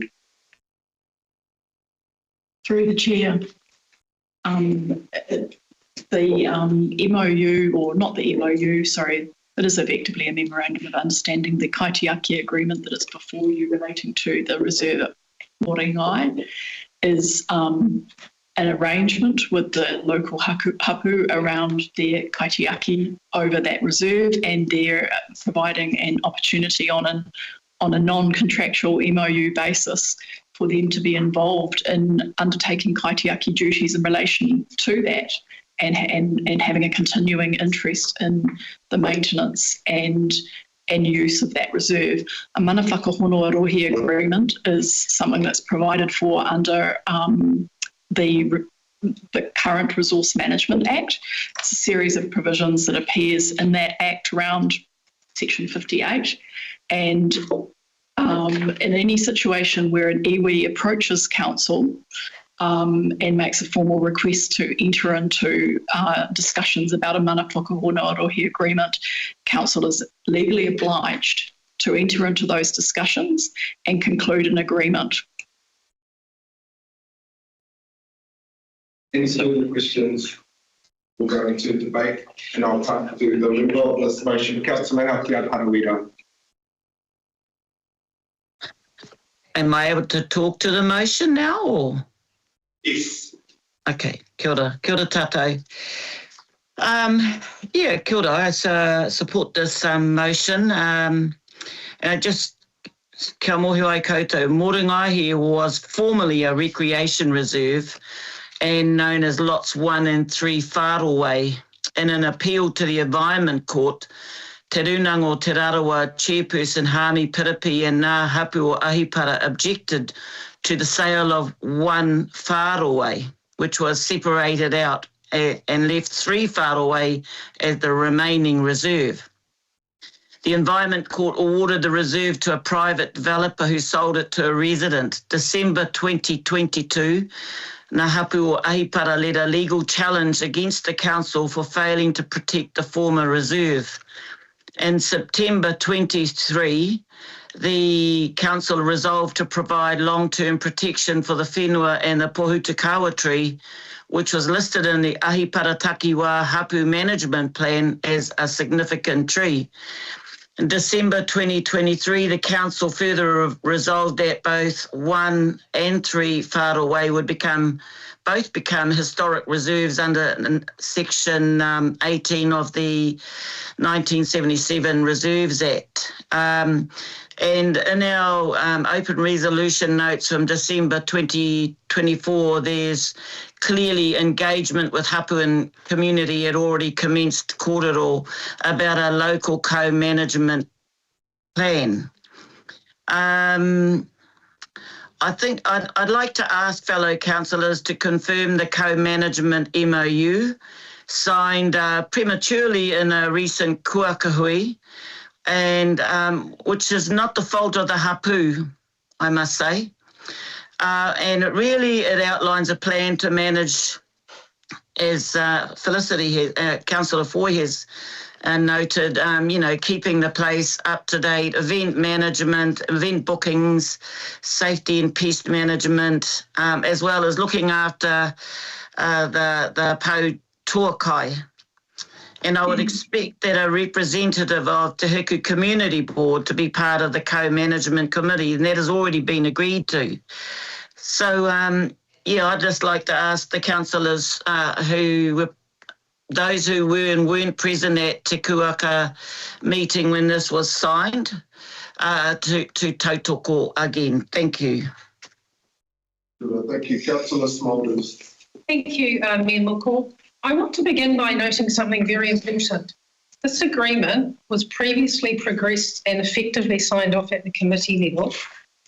And then after weeks of me publicly warning the community that proper governance process has not been followed, council suddenly decided that there was a procedural oversight. Well, today I hear the words premature, misrepresentation I hear. So let's talk about that oversight. It was missed by council staff. It was missed by Te Whānau staff. It was missed by the legal team. It was missed by the Mayor's Executive Office. It was missed by governance staff. It was missed by the CEO. And it was missed by the Mayor. But it was not missed by me. So here we are. First, there was an attempt to appoint hapu representatives directly into governance structures on the very day I was sworn in. First thing out of my mouth, I challenged it. Then this committee attempted to progress reserved land management agreements. A month later, I challenged that too. And here we are again. At some point, this stops being oversight and starts looking like a pattern, because there is now a continuous series of oversights where governance boundaries are pushed further and further until somebody finally ejects. But the story does not finish here. Today, we are again being asked to progress arrangements relating to a public reserve land in a manner that I believe is legally defective, procedurally unsafe, and potentially ultra-vires. Now, as Councillor Hilda Paraweta pointed out, the Reserves Act 1977 is not optional. It is not guidance. It is not aspirational. It is statutory law. So when a reserve land is involved, the Reserves Act overrides the most flexible consultation approach under the Local Government Act. And that distinction is critically important. So the Local Government Act allows council some discretion around engagement through the significant and engagement policies.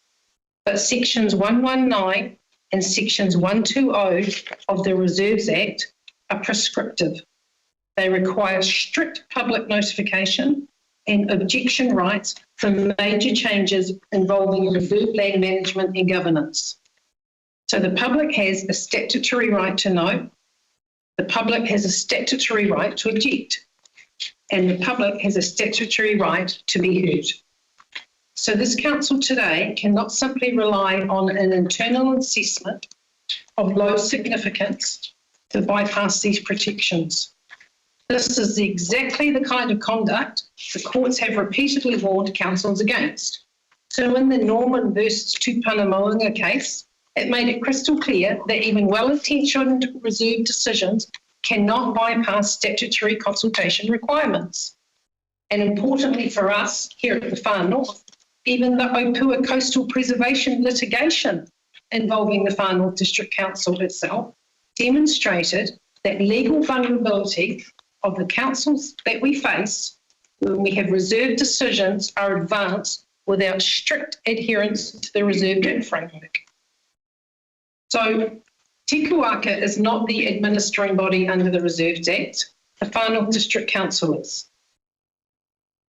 It certainly cannot pass this authority, and under the updated terms, we need to recognise the limitations under Schedule 7 of the LGA, Local Government Act. So the moment the reserve management arrangements are advanced beyond this, the process becomes exposed. So where has been the public consultation? Where is the Section 199 of the Reserves Act notification? Where is the 1 month objection period under Section 120? Where is the evidence that the public was properly informed that governance and management arrangements for a public reserve were being altered?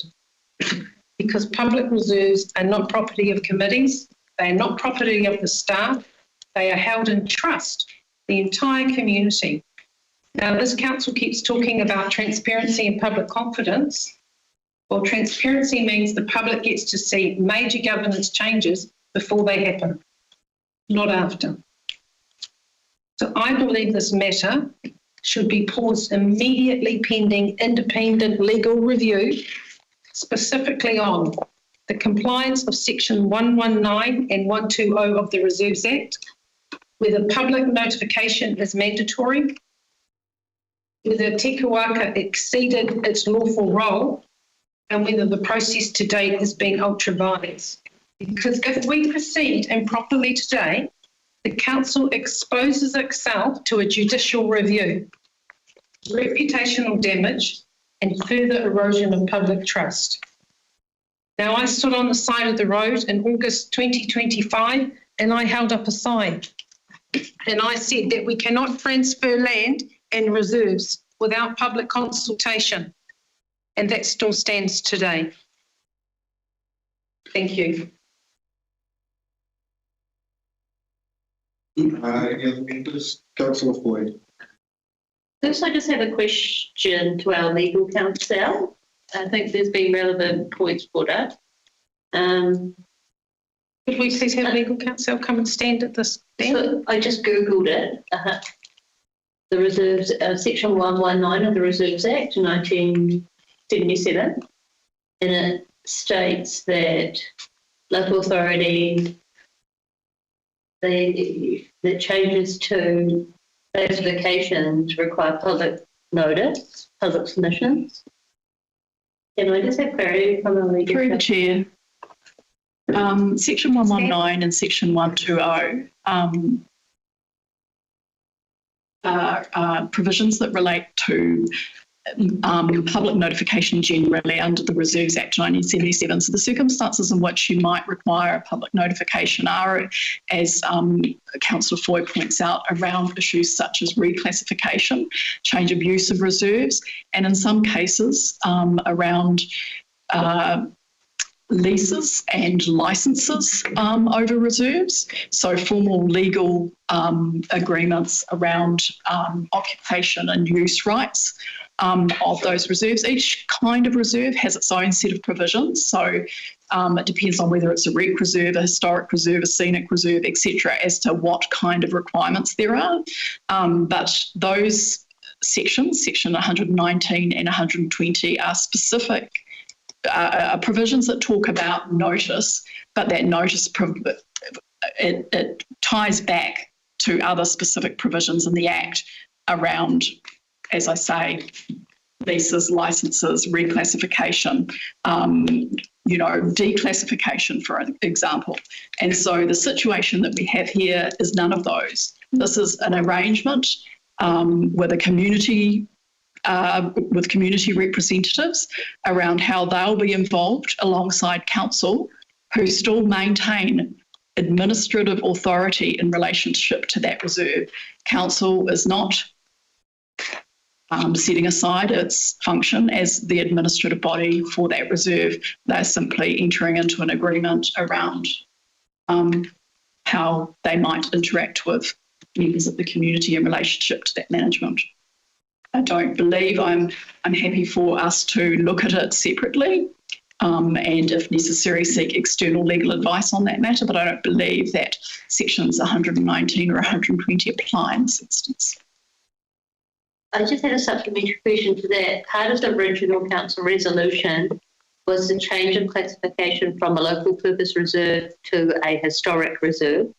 Does that, the question to our legal counsel, is that change of classification within the scope of Section 119 and 120? It would have been, and there would have been relevant consultation undertaken at the time, or public notification, as the case may be.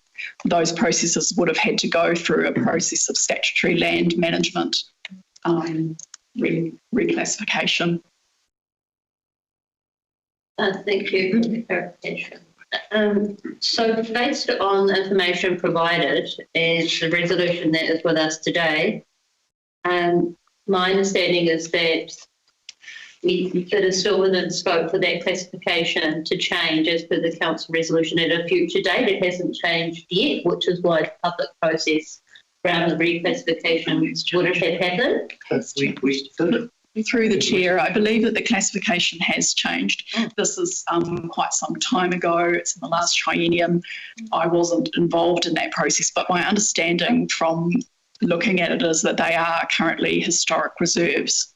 Through the chair, I'm not sure whether our GM of Te Hono can clarify that, or perhaps our GM of district facilities, as it's an asset that sits within their area of responsibility.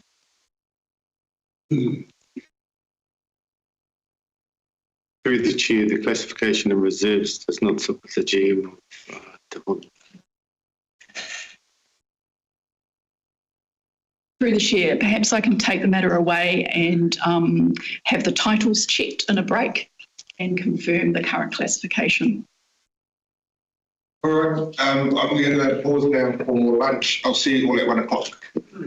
Yeah.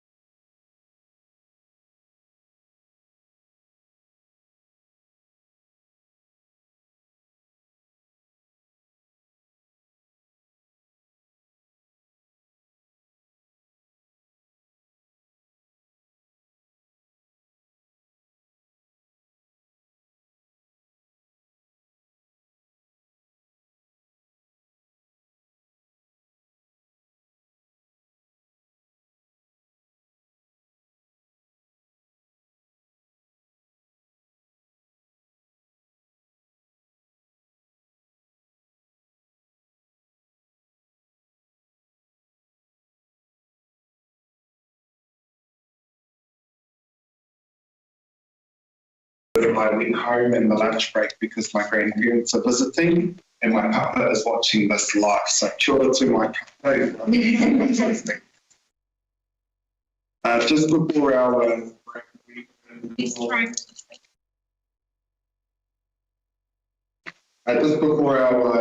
break, we're in the middle of item 7.3, the formal approval of the Mori Waihe Kaitiaki Agreement for the management of Mori Waihe Reserve.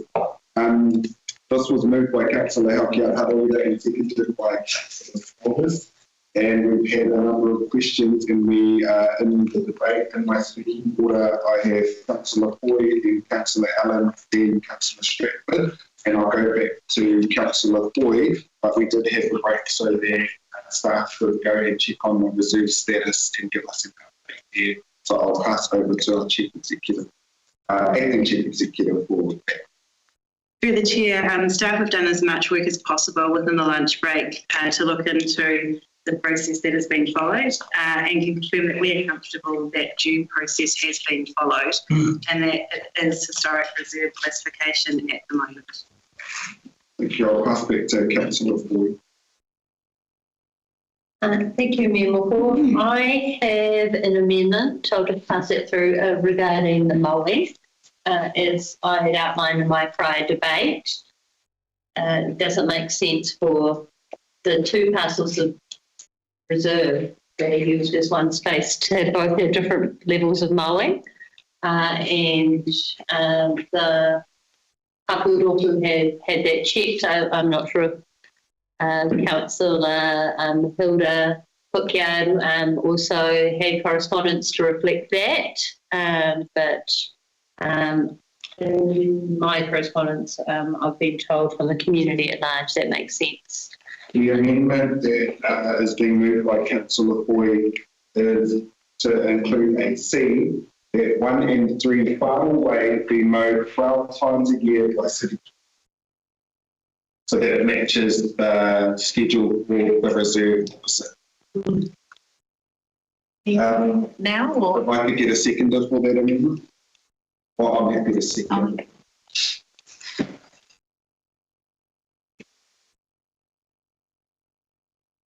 Anyone to speak to the amendment?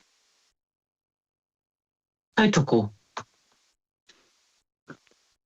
Good, then I'll put the amendment. Councillor Court. I'm just a little uncomfortable through you, Your Worship, that we make these things up as we go along without looking at the global picture of the implications. So what is the cost of increasing the mowing from current level of service to 12 times a year? We have no costing in the agenda. And so speaking solely to the amendment, I would prefer that that come back as a report to council once it's been fully costed and it's gone to the community board.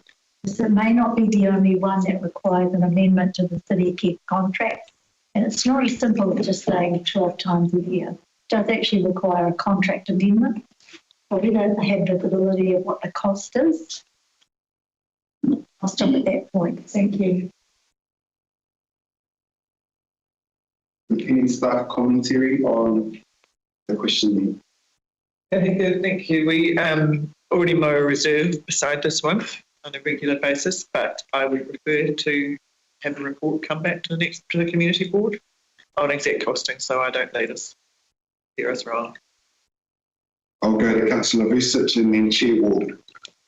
Yeah, while I agree with the amendment, it's actually off topic, and rather it actually go through the proper channels, which is your committee there, Councillor Ford.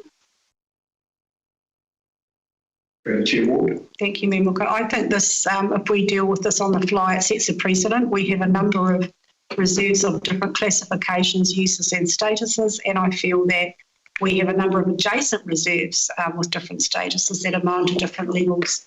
I think we should, this needs to go back to the community board and be discussed, and that is a cost implication. I just think it sets could set a precedent.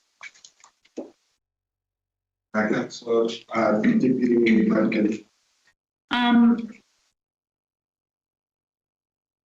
I have considered financial implications, but I think that the community up there have mowed that area themselves for a long, long time, way before council came along. And when we visited during our board visit, it makes sense to me that if we've got a contractor on this side of the road, that he just cross the road and mow the other patch. I just think on balance, we're not setting precedent. We are giving that hapu back some of their mana.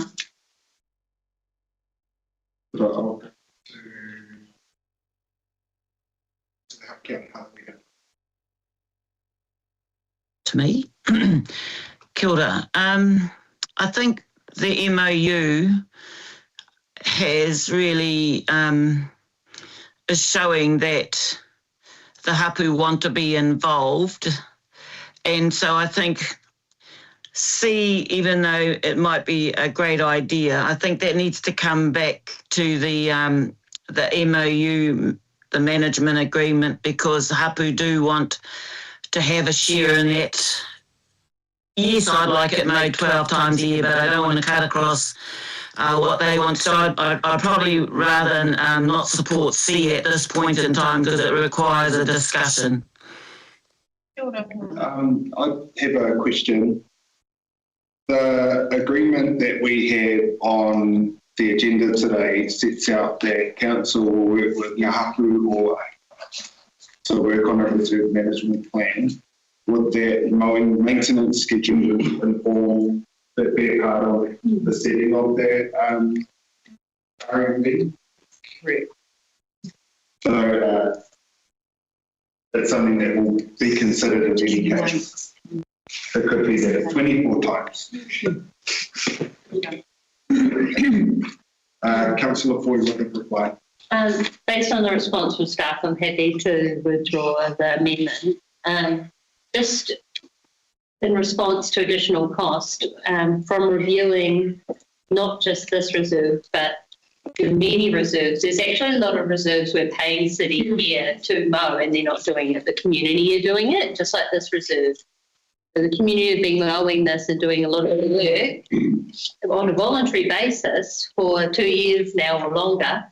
And, one of them offhand is the Awanui sports complex that we're talking about, and the community had their own tractor that the community board gas funds for.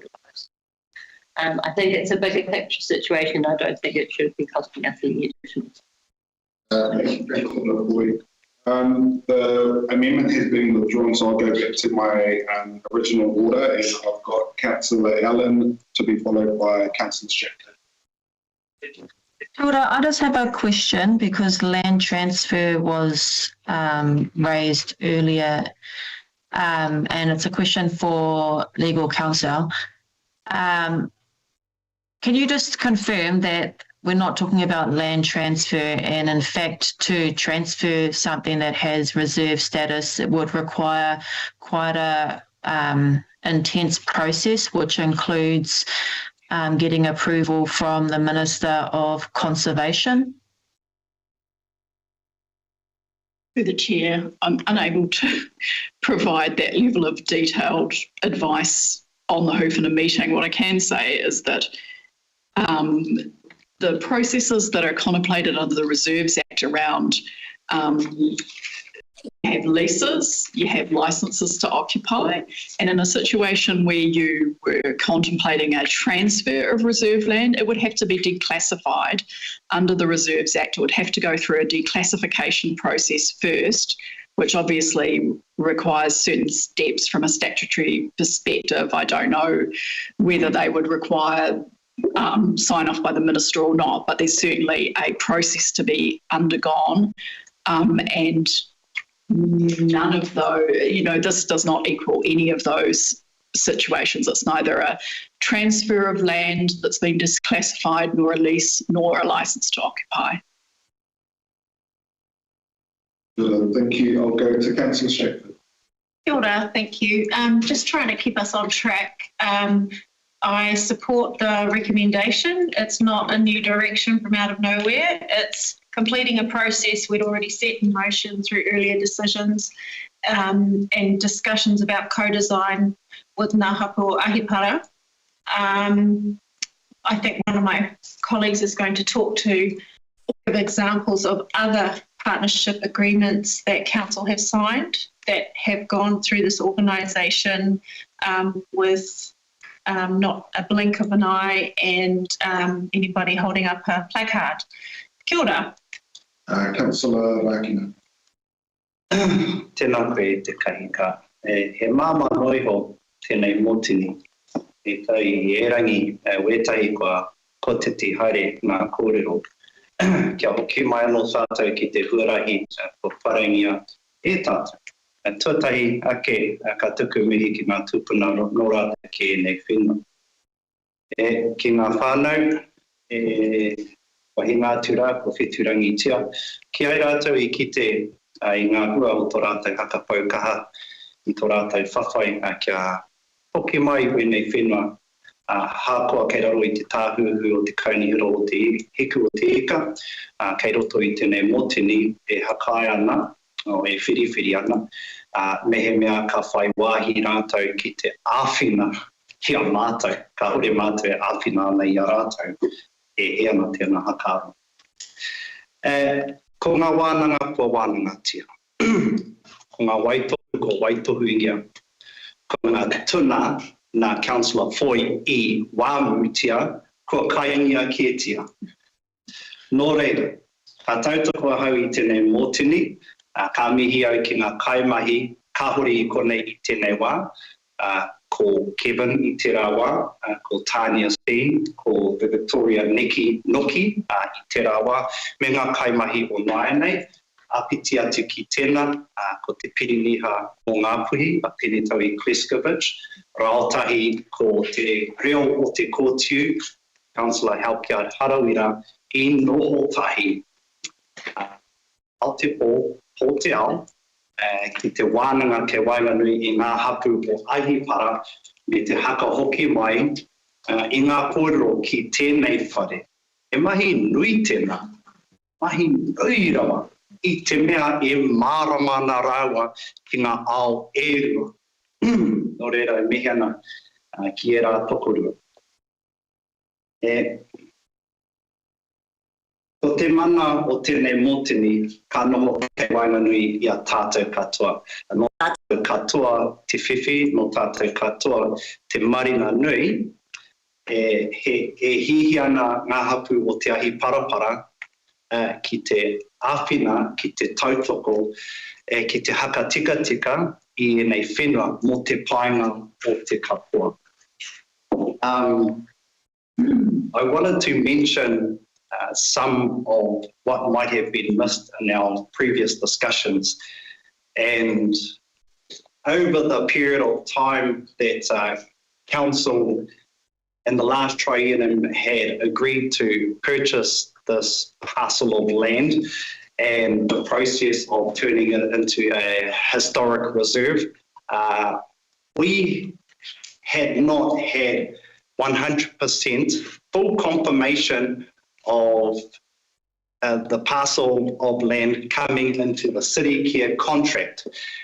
In the void of that information, we had Ruben and other members of the community spending their own time, their own money, their own resources to upkeep that whenua, not for themselves, for the benefit of everyone.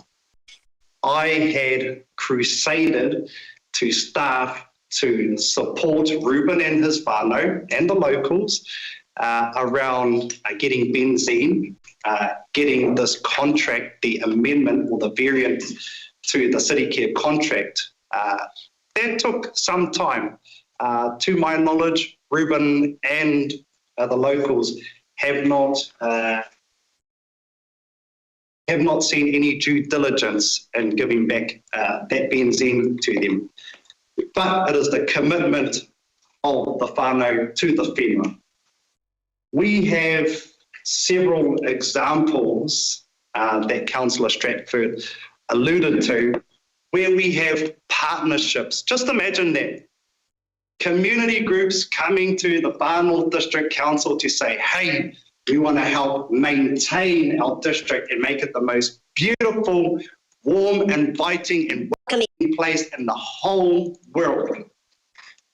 For our tamariki, for our residents, for our ratepayers, for our visitors, we are willing to take the time and money out of our own pockets to help upkeep our district. How beautiful is that? Focus Pie here, Vision Kiri Kiri, various sports clubs. We had Peter in here the other day from Kororareka, Russell, business associations, the Turner Centre. Just a few examples. However, when we have iwi and hapu involvement, we're going to make up this huge story, hold up placards, make all these very unimportant speeches. At the end of the day, the recommendation, it alleviates pressure, it builds community trust and resilience, creates warm and welcoming environments for everyone to enjoy.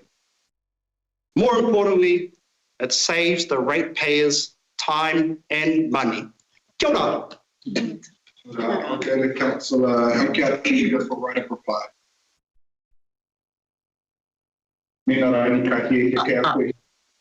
Ai, tēnā tātou, e tautoko ana ngā kōrero a tāmati. It's a very simple thing.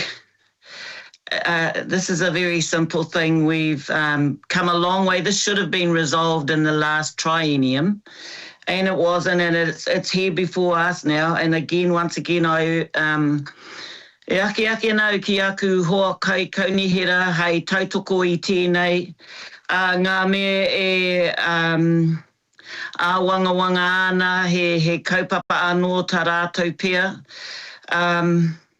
So, yeah, I'd just like to thank Council's former legal counsel, which is Carla Ditchfield, actually, Te Hono staff, Maitali Screen from Tāmaki Legal, Ngā Hapu o Ahipara, kaumātua and queer, those who have passed and those who are still here with us, Te Runango, Te Rarawa, Ahipara Takiwā, and all the locals, actually, the locals who supported the hapu of Ahipara, who just want to bring a just solution. So the justice has happened. We've already got the reserves, and what is before us is really a working arrangement between council and the hapu to maintain the upkeep of the historic reserve.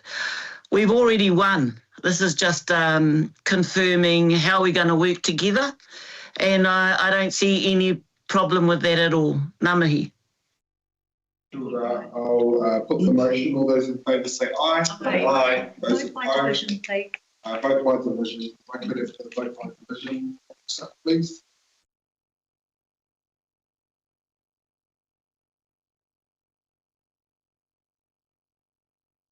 Councillor Haukia Haruira. Aye. Councillor Smulders. Against. I'm in favour. Deputy Mayor Radkin. In favour. Councillor Allen. Aye. Councillor Belkey. Same. Councillor Court. Councillor Boyd. Aye. Councillor Lakina. Tautoko. Councillor Stratford. Aye. Councillor Blessich. Aye. The motion is carried. Tēnā koutou. We'll move now to item 7.4, updating alcohol and control areas, and that can be found on page 16. Do I need to actually move this? Of the agenda. This has already gone to our Te Kukuwha committee. It's been moved by Councillor Stratford and seconded by Councillor Court. I did get a message though that our DDM policy and planning Cape has some minor amendments. Now I'm very nervous about amendments to our committee recommendations to this council because that has happened before. But we'll just get you to speak to what those are, please, and also to speak to them. I would like to clarify that no amendments suggested to this paper. The only change within this agenda was that arrow for up. No, I think sorry, is this the date and the last resolution was referring to last meeting, which we deferred this before. Oh, okay, sorry. Thank goodness. That's why we're here, clarifying and ensure alignment. So this paper on the page 62, updating alcohol control areas. This paper is the final step to update alcohol control areas under the bylaw. The proposed changes have been through community consultation and are recommended by the community boards. And I would like to clarify that enforcement is undertaken by the police. Happy to answer any questions. Any questions? Right, we'll move into debate and I'll go to Councillor Stratford. Kia ora. I'm supporting this recommendation today. Thank you for the work that our staff have done with community boards and at our committee. You'll note that some of the maps are not there. That doesn't mean that your community is not still covered by the bylaw. For example, Kawakawa still has an exclusion zone in there. So fully support. It's been very well done and the police are very excited to have this adopted so that they can enforce. Kia ora. I'll go to Councillor Court and then Councillor.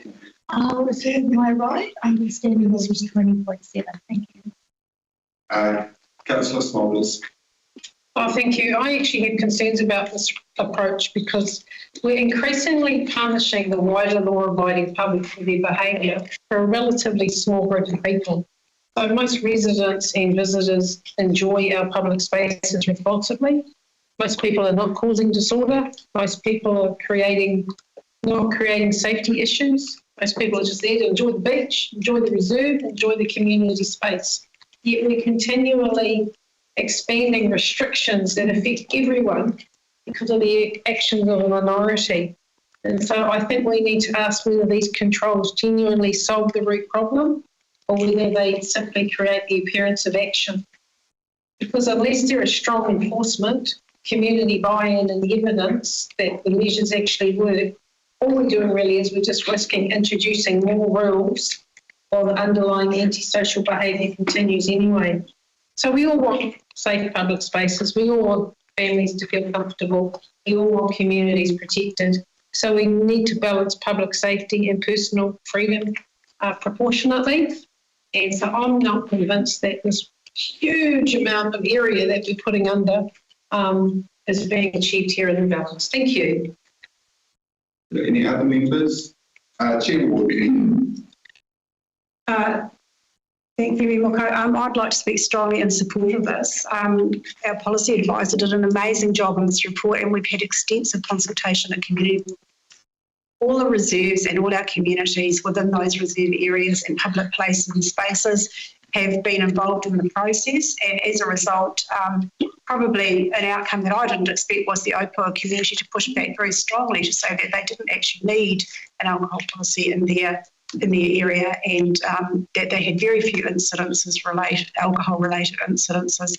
And Donald brought all that information to us, and we did workshop it extensively. So I don't think it's overkill. I think it's a great tool to be able to, for the police to enforce, and also for council should they need to move people on and support the police, particularly over our Christmas New Year period when we're invaded with visitors and Freedom Campus. Thank you. Thank you. Councillor Research.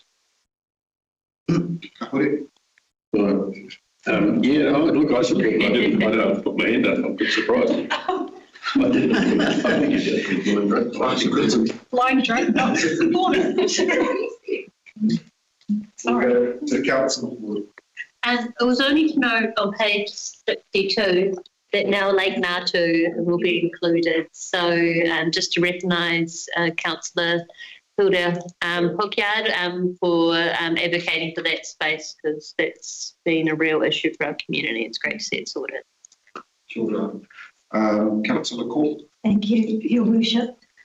And just in response to Councillor Mulder's concerns, it is important to note that police have absolute discretion under the binding on them. They will not stop a family sitting on a beach, having a picnic, having a beer on Sunday afternoon. They're not going to go in there and enforce the alcohol bylaw. What they will do, though, is enforce the bylaw where there is public disorder. Does it work? Yes. And all of the years that I sat as chairperson of the Sale and Supply of Alcohol Act District Licensing Committee for both the Far North and Whangarei District Council, we heard repeatedly at hearings that local alcohol bylaws are a valuable tool.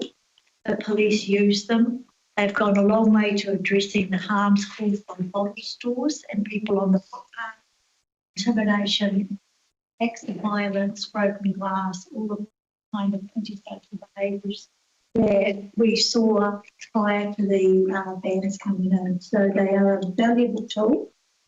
Do not believe that they remove the right things about their day and enjoy the cold bit. So I will rest. Thank you. Thank you, Councillor Cook. Councillor Stratford, round one.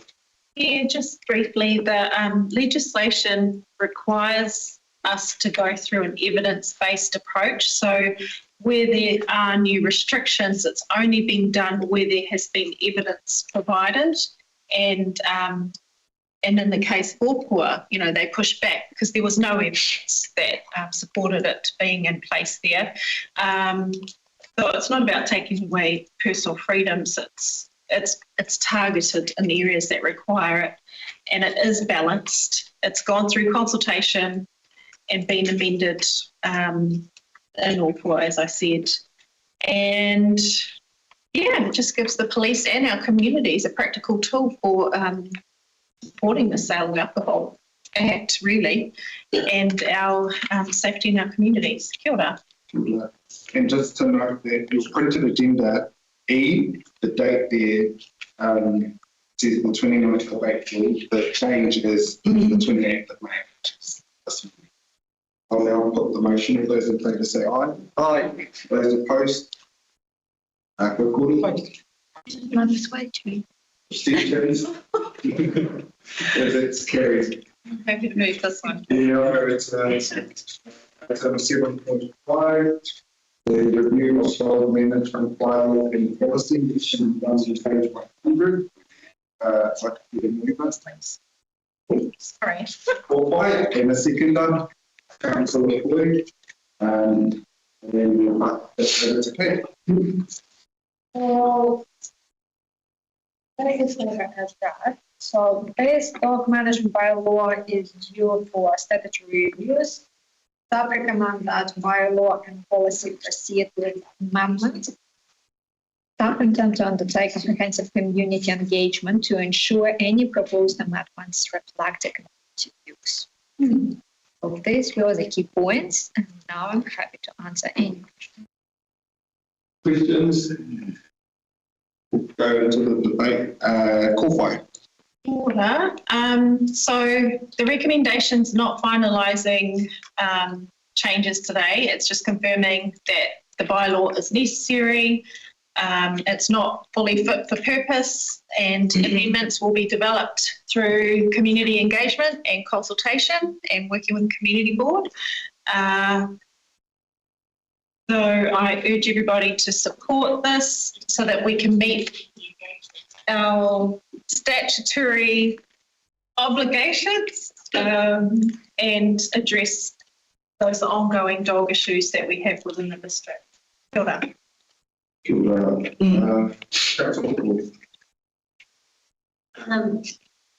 One of the things that it's not part of the current resolution, but our council's already shown that support, and also our mayor at local government New Zealand level, is the requirement and the request of councils for central government to update the Dog Control Act. So I think that is going to be the most powerful change, that is with hope that is done very quickly, because we really need it in a district like ours. and to give us more tools in order to have better enforcement options. In terms of the resolution here, one of the things that I think reviewing the bylaw could address as well, the relationship between zoning, district plan zoning, and dogs. I've heard issues about having multiple dogs within commercial zones and that having impacts on business. So those type of reverse sensitivity effects associated with having a number of dogs in a city centre. This allows the staff to carry on with that process. I know it will be really a hot topic for a lot of our community, but also recognise the fact that there are so many people in our community that love their dogs.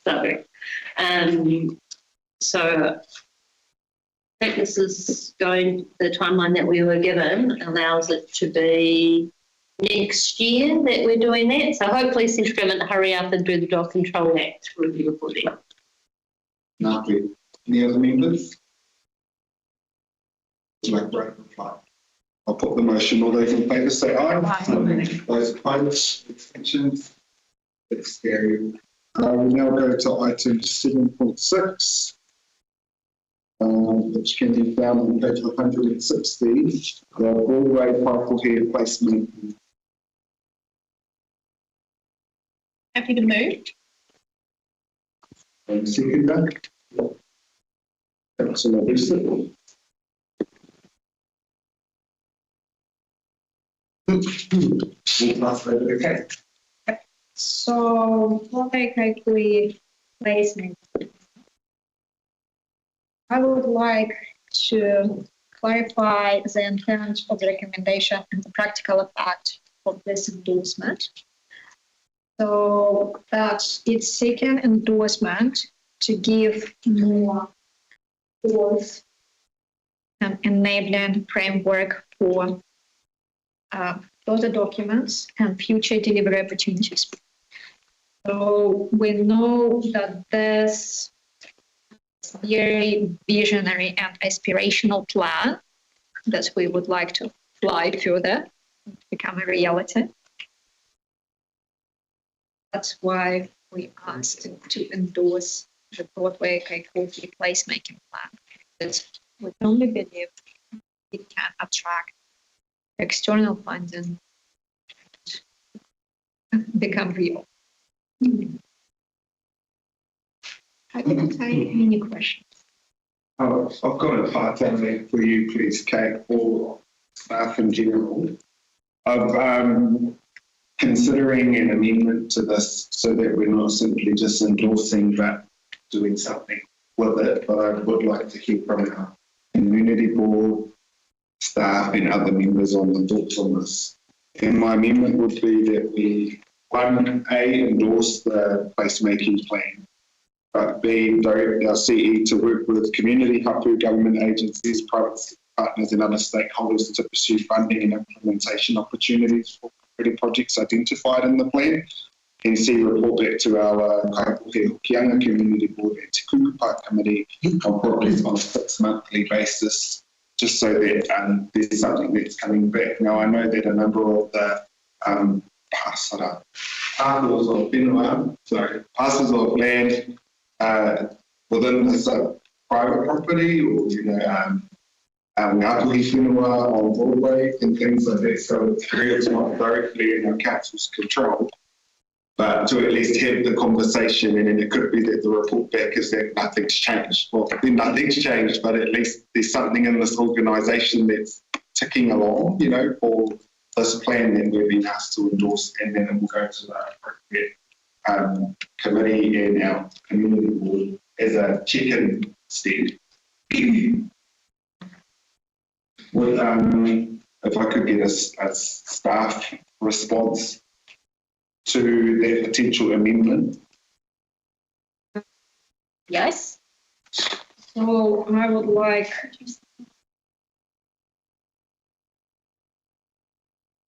we please have the amendment up so we can read it. It's too much to take in for such a big decision. The Gigi's copy pasting. Thanks.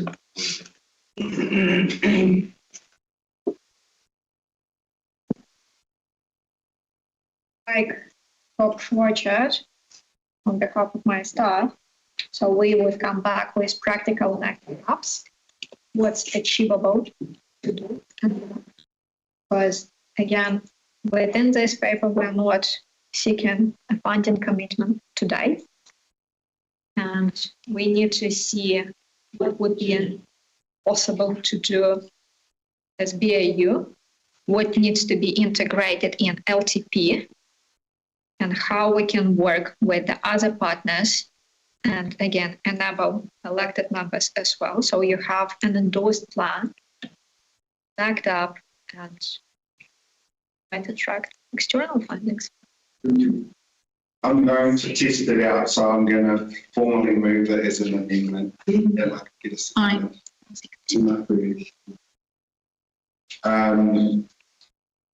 Open for questions on the amendment. Yeah, I have a question. Councillor Message. I was under the impression that a lot of that would be occurring anyway. Like we endorsing the plan means we've got a plan in place and sort of outlining the work that would need to be done anyway. So it's a question for staff, and that is that what's in the plan? Is that, I don't know, driving? So we need it in words for it to happen. Or through the chair, it is engagement work we would be taking anyway. So I guess it is your choice about whether you wish to stipulate it in the resolution. Questions? Councillor Court. Just one question, and yes, I was a bit scarred by my Te Pua Waitinga exposure, that we have to have clear guidelines around what the ratepayers' responsibility will be if we get external funding. Mm-hmm. So if someone was to come to the table tomorrow with millions of dollars and that suddenly became a Far North District Council asset, there are rating implications. And I just wonder how we capture that. And I like what you're saying there, like it a lot. But if it's just an open checkbook, we could find ourselves in a difficult spot later on. So we're seeking external funding and it transfers onto our asset management system. It does need a report back to council so we're aware of the rating implication before it's implemented. And I just would like some feedback on how we might capture that. If we change the verb pursue to identify, does that pursue implies that means you go out and you get it for us. We're giving you the okay. Identifying means that you don't actually apply for anything in order to come. Yeah, I think someone's. Would it be, Your Worship, subject to, in brackets after that, subject to reporting back to council? I'd be much more comfortable that way. And then the governance body has oversight. I'm happy to thank you, Councillor Court. I'll go to Councillor Smolders for a question. My solution's just been solutified. Thank you. That's a new word. Right. I was just check, can we have a point of clarification of the subject to reporting? Pursue funding and implementation opportunities bracket subject to.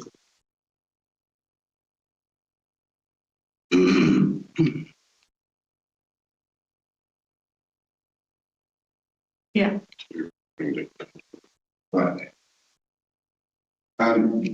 No further questions, so we'll go into debate. Sorry, other way. Chair McVeigh. Oh, they're guiding me. I was waiting for the debate, but I do have a lot to say. But I have one question.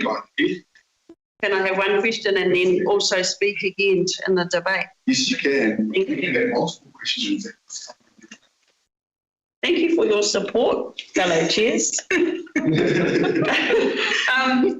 I just want to clarify, and you're probably all up to date on this, but the recommendation is to endorse the plan, ka pai. But I just wanted to really note, and it's over on page 161 in a little red box, that it's that I came on behalf of our community board to ensure that number 5, which is the market place on the Runanga land, actually be part of that. We now do endorse that, and I wanted to be really clear that I'm hoping that that's implicit in the recommendation. Is it? Is a question if I have to ask one?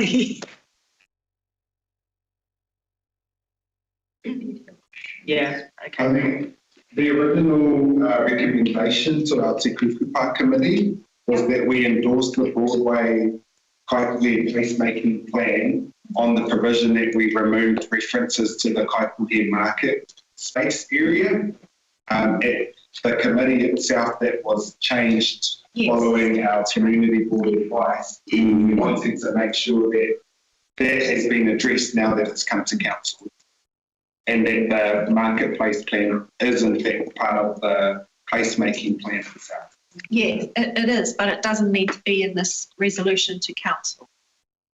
Doesn't need to be? No. Okay. That's why it's not. And if I can comment. Sorry.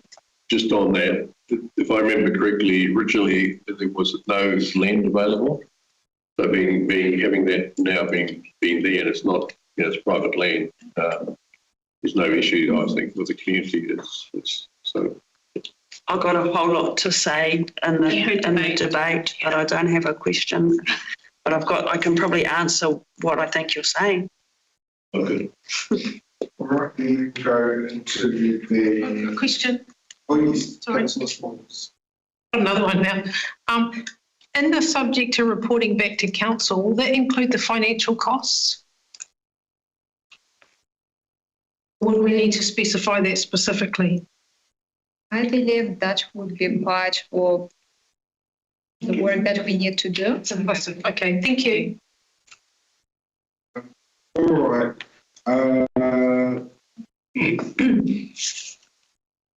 What do I want to say as we move on? I think that this will make sense and we can do something with the plan. And I copy and paste everything that he said, especially myself and Chair McVeigh and Councillor Stratford and Councillor Corder at the Kukupa meetings. When we first got this over the line, this amendment is to maybe make sure that it doesn't just end up on the shelf, and that we, as a council, even though not directly, involved in certain things or things that are and in control, that we're still keeping a check in, and 6 monthly seems like a reasonable time frame to be able to check back in on things. I support the amendment and hope with a cordial round table. Without this endorsement, the work may not go any further, and there has been a considerable amount of consultation across our communities. It came to the Kaikohe Community Board when I think it was in our first year, Jess, on the board.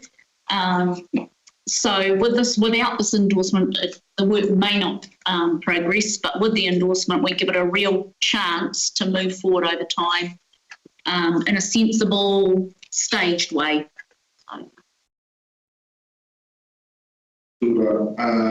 Chair McVeigh. Kia ora, e ngā mihi Whaichiki being a mover and a shaker in this space in the last triennium. I really want to speak in support of the amendments and just to clarify around external funding.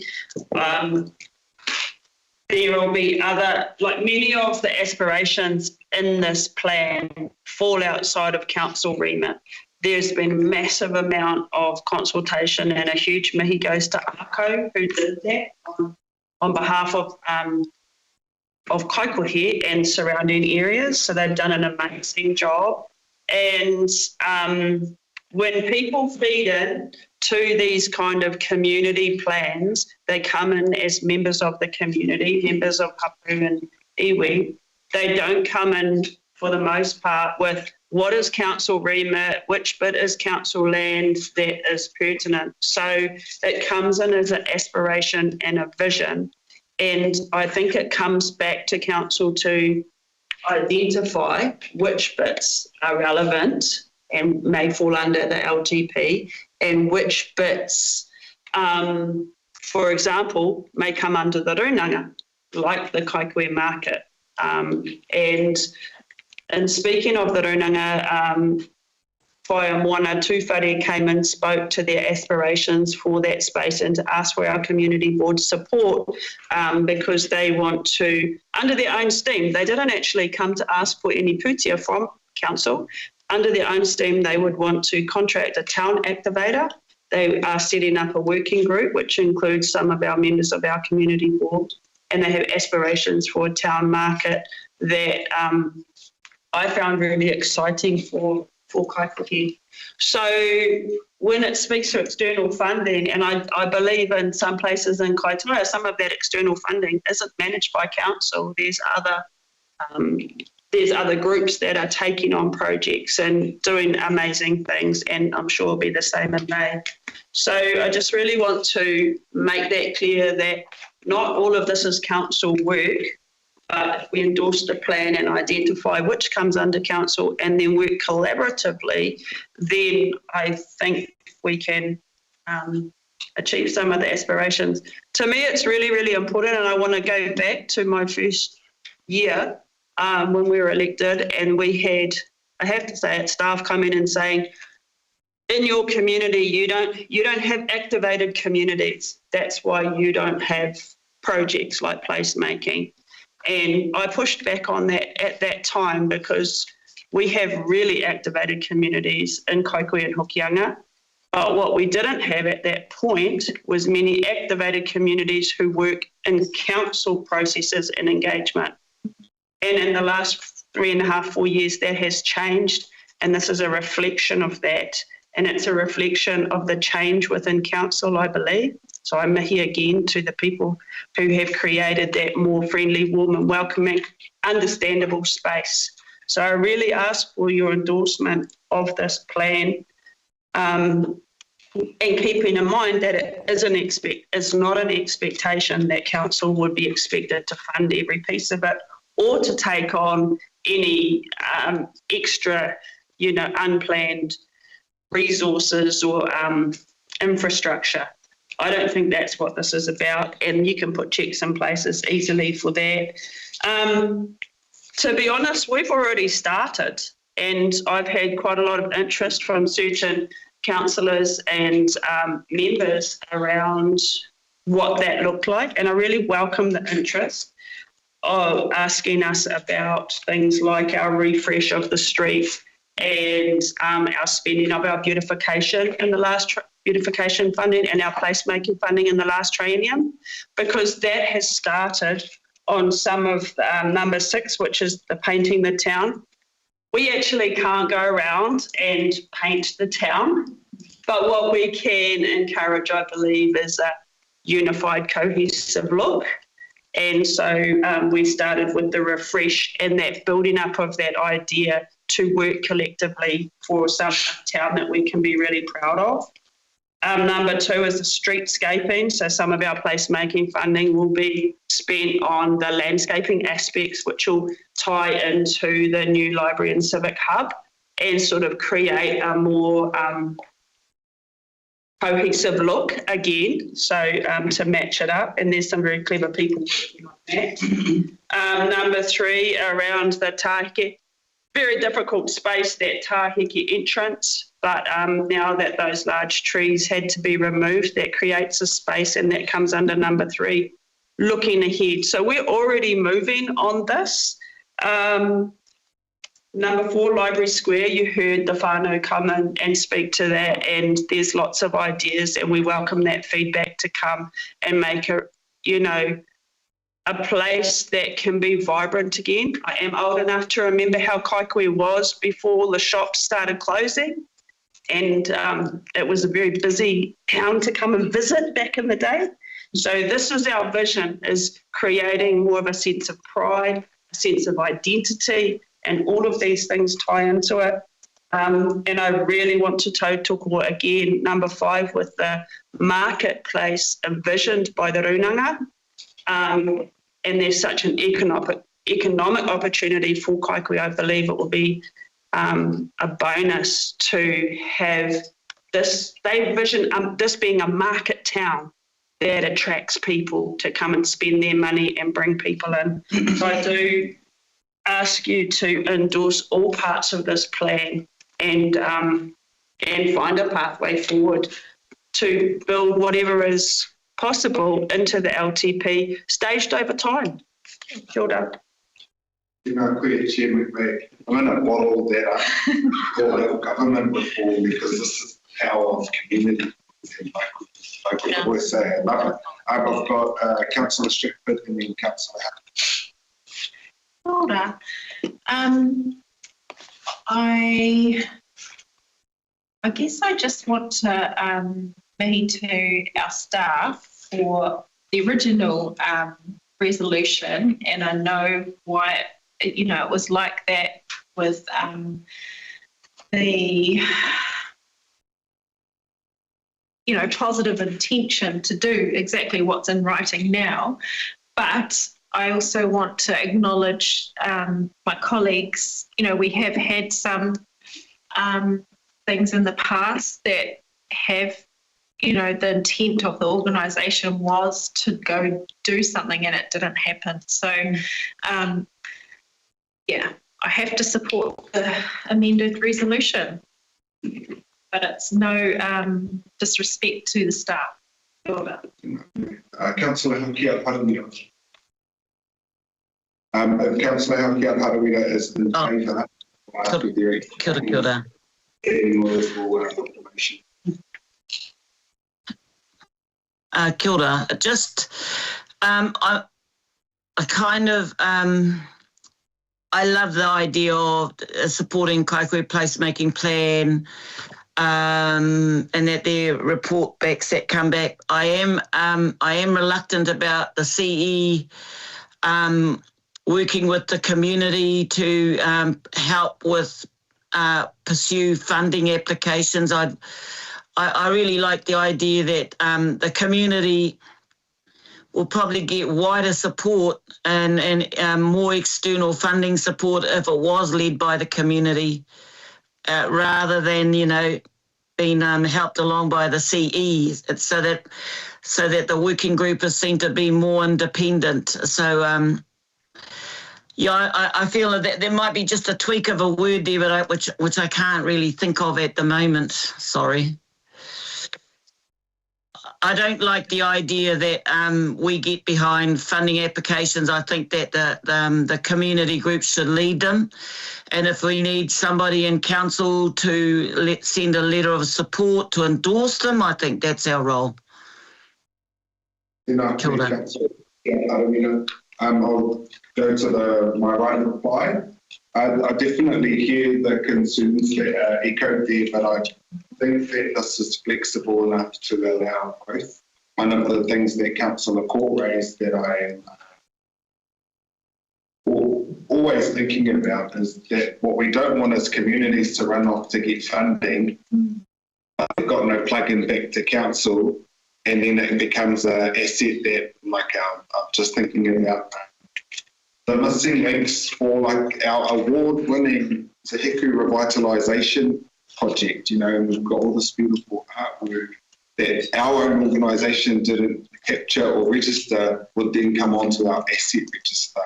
Or Te Pua Waitanga with the, football club, we've got these free lights. But then, it's like, while I understand that it's better from community, they've got better a better ability for approval of funding, and sometimes if council's involved, funders are like, oh no, you actually can't even access funding. So there are times when community is best, actually most of the time, but there still needs to be that plug-in to council, and ultimately we have to be the ones to approve if we are going to formally take that thing down, because it has like lifetime implications for depreciation and all that sort of stuff. So I'm comfortable with the amendment as it is, understanding that the concerns Councillor Haukia has raised can still be addressed within the wording. I'll put the amendment. All those in favour say aye. Aye. Those opposed or abstentions, the amendment is carried, and is that what it was? That's now a substantive motion that I will move. Ask our portfolio should second. Sorry. Is there any further discussion to the substantive motion? I'll put the substantive motion. All those in favour say aye. Aye. Those opposed or abstentions, that is carried. Okay. Against. And we are going to have a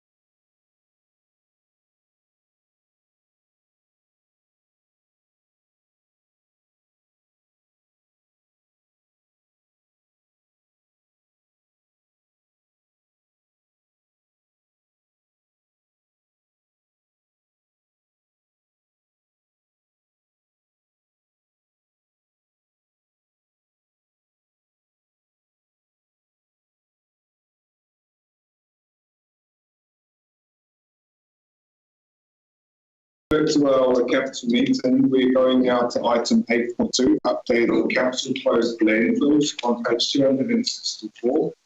The recommendation is that we receive the report. I will pass over to Hilary. I have nothing specific to say to this report. It's purely for information only arising out of queries on the status of our closed landfills, but I'm here if anybody has any questions. Thank you. Open to questions. Yeah, I do have a question. I'll go to Councillor Shipton and then Councillor. Hilary, this might be a more keen question, but how much is it costing this year for our annual, what is it? In the annual plan, how much have we budgeted for, is it landfill disposal? Yeah. Yes, that's it.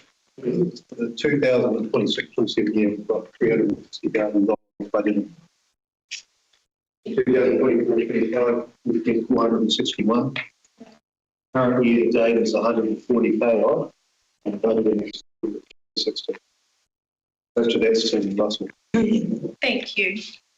Councillor Research. Yeah, related to that, I'm just wondering, is what you were doing, you mentioned some of the dangers, for example, carbon dioxide, especially in that shallow area, street, the emissions are high. Do you actually monitor the emissions as well? Just a little enough. Any further questions? Chair Subritsky and then Chair McVeigh. Just one question. I can remember in some of the workshops we were working on, I mentioned the fact that Aonui Reserve was an ex-tip waste disposal dump area. Can I assume that if it's not on this list, it's been checked and everything's fine? I have to follow up on that one because I wasn't aware of it. Chair Subritsky, but I will. Yeah, notes were taken at the time. That's fine. Thank you. Legal to. Sorry if I could add to it. Sorry. The fact that was brought up because they were having trouble re-cementing or strengthening the structure of the Flying Fox, and that's when that issue came up. And I can remember when we put in the car park in that area, there was debris that had to be moved, i.e. asbestos. Specific question, and I would have to come back to you on that. Chair McVeigh. Kia ora. So the Kaikoura landfill is a really hot topic that keeps coming back to us. I just wonder, because people would like to use it or like to know if it can be used in certain ways. Now I recognise that it's closed, and we've received a number of reports. I know you're monitoring it, and it isn't safe for many things. Are there policies or any possibilities that the type of use, and perhaps this is happening, I don't know, but to use it for dog walking or other types of things that aren't invasive in the ground? Do you know? I believe it is being used for dog. Is it? That's what it's used for. I'm not aware of the uses currently. I think the particular area that Jesse's referring to is Marlin Park itself, which is closed off to the public, but the rest of the old dump site is being used as a walkway. Okay. Is it the same? I should know. I don't know that area very well, but is it the same area that basically we get asked and from public that what could that landfill area be used for? Are there policies? Is it case by case? If it's said that there's leachate and potential gas, is that like? There's very much a health and safety aspect of this, and permissible activity, I would need to check, but I know we've been turning down leases, obviously, through the community.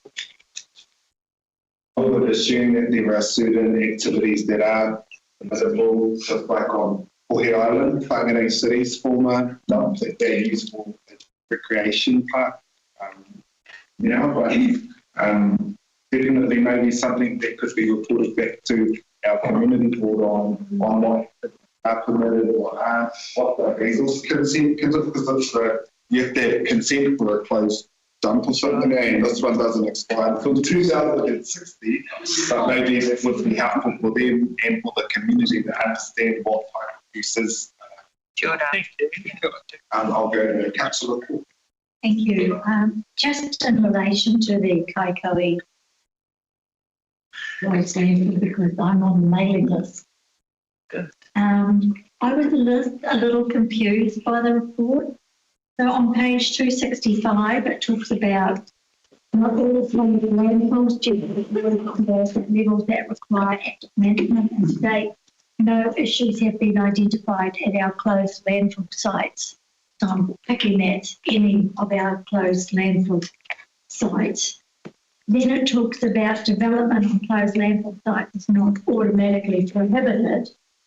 But then when I read specifically about Kaikoui, because I'm regularly in a certain contact with a certain correspondent who wants access to that land, it talks about the site continues to generate landfill gas. And we recently submitted a landfill gas management plan. And I just didn't feel that it tied up with the statements on the previous page. And in light of the comments that Member McKay has just said and Ms. Worship has just said, I just would like some further clarity on that, if that's possible. Not today, but at some point. So, thank you. Any further questions? We'll go into the debate of Councillor Stratford. Thank you. I find this very interesting because we needed this report as part of our annual plan corridor. We were being told that costs were increasing, and for our residents that are dropping off their bags of rubbish, they're going to be paying more at the transfer stations, from $3 to $4. That fund, that money is going to help cover our costs of dealing with our closed landfill sites, which we have in the report, so many. And I wanted to make sure that everybody understood our responsibilities don't end when the landfill closes. They go on, and I probably won't be alive. What did you say, 2022? Maybe. Yeah. and they will have to go through reconsenting. The last time I looked at a landfill report was when we were considering, I looked behind me at Smith there, because she was in council back then. The Kororareka Russell site all the waste had to suddenly go to Whangarei, and it was temporarily closed and then permanently closed back in 21 or so. But some funding was earmarked in the LTP towards the closure of that landfill, and we also got some external money as well. And the report didn't talk to that, and it's mentioning that it's, we're going to need to invest more money in the Russell Kororareka, and there's a tension with that site because of the wastewater treatment plant nearby and the impacts that the leachate going into there and the impact it has on the compliance of our wastewater treatment plant. So I think I need to urge that one in particular needs to get brought up regularly because and can we have some further background to make sure that the money that was externally sourced, what did we see for that? Because now we've got other people investigating what's going to happen at Kororareka Russell site here. But no decision to make here, but keep it coming. I like all things waste. Okay. Council research. Let's talk rubbish. Yeah, members like to speak to the motion. I'll put the motion. All those in favour say aye. Aye. Those opposed or abstentions, that is carried. We'll now go to item 8.2, which can be found on page 269 of your agenda. Confirmation of committee and joint committee minute for May 2026. We'll see a number of standing committee and also joint committees that were referenced in here for us to receive as a part of this report. I will move. Second is the Councillor Clarkina. Any questions, comments? Our governance cycle is very much underway, and we've been doing a lot of mahi, and we've got a lot more mahi to do. And I appreciate all of the different extremes that people are part of to be able to do all of it. So, I'll put the motion. All those in favour say aye. Aye. Those opposed, abstentions. I'm staying on the ground, but I didn't read any of them. You read some of them because you were a part of it. Yes. Reread some. Just due to time constraints, that one just got. Thank you for your physical candour. I didn't. All right. I'm going to now move that we do the public for the Second. the following part of this meeting. Item 9.1, confirmation of previous minutes public excluded. Item 9.2, land purchase. Item 9.3, declare ready for transport and infrastructure external appointments. Item 9.3, confirmation of committee and joint committee minutes. And item 9.5, appointment of adjudication panel. Appointment of adjudication panel paper was a supplementary agenda item. And for that item itself, we will ask for any shareholders to be in room for that one. And that will exclude our community board chairs. It's been written by myself and seconded by Councillor Floyd. Any commentary? Can we please turn the temperature down? Sorry, there's no airflow. Could you turn it off to me? Just for 5 minutes. I can feel there's no airflow. 5 minutes. The end of the table would like to object. So which staff are staying and which staff are going? When we get to that item, then we'll start. I'll put the motion. All those in favour say aye. Aye. Those opposed for extensions, it's carried. I'll ask Carly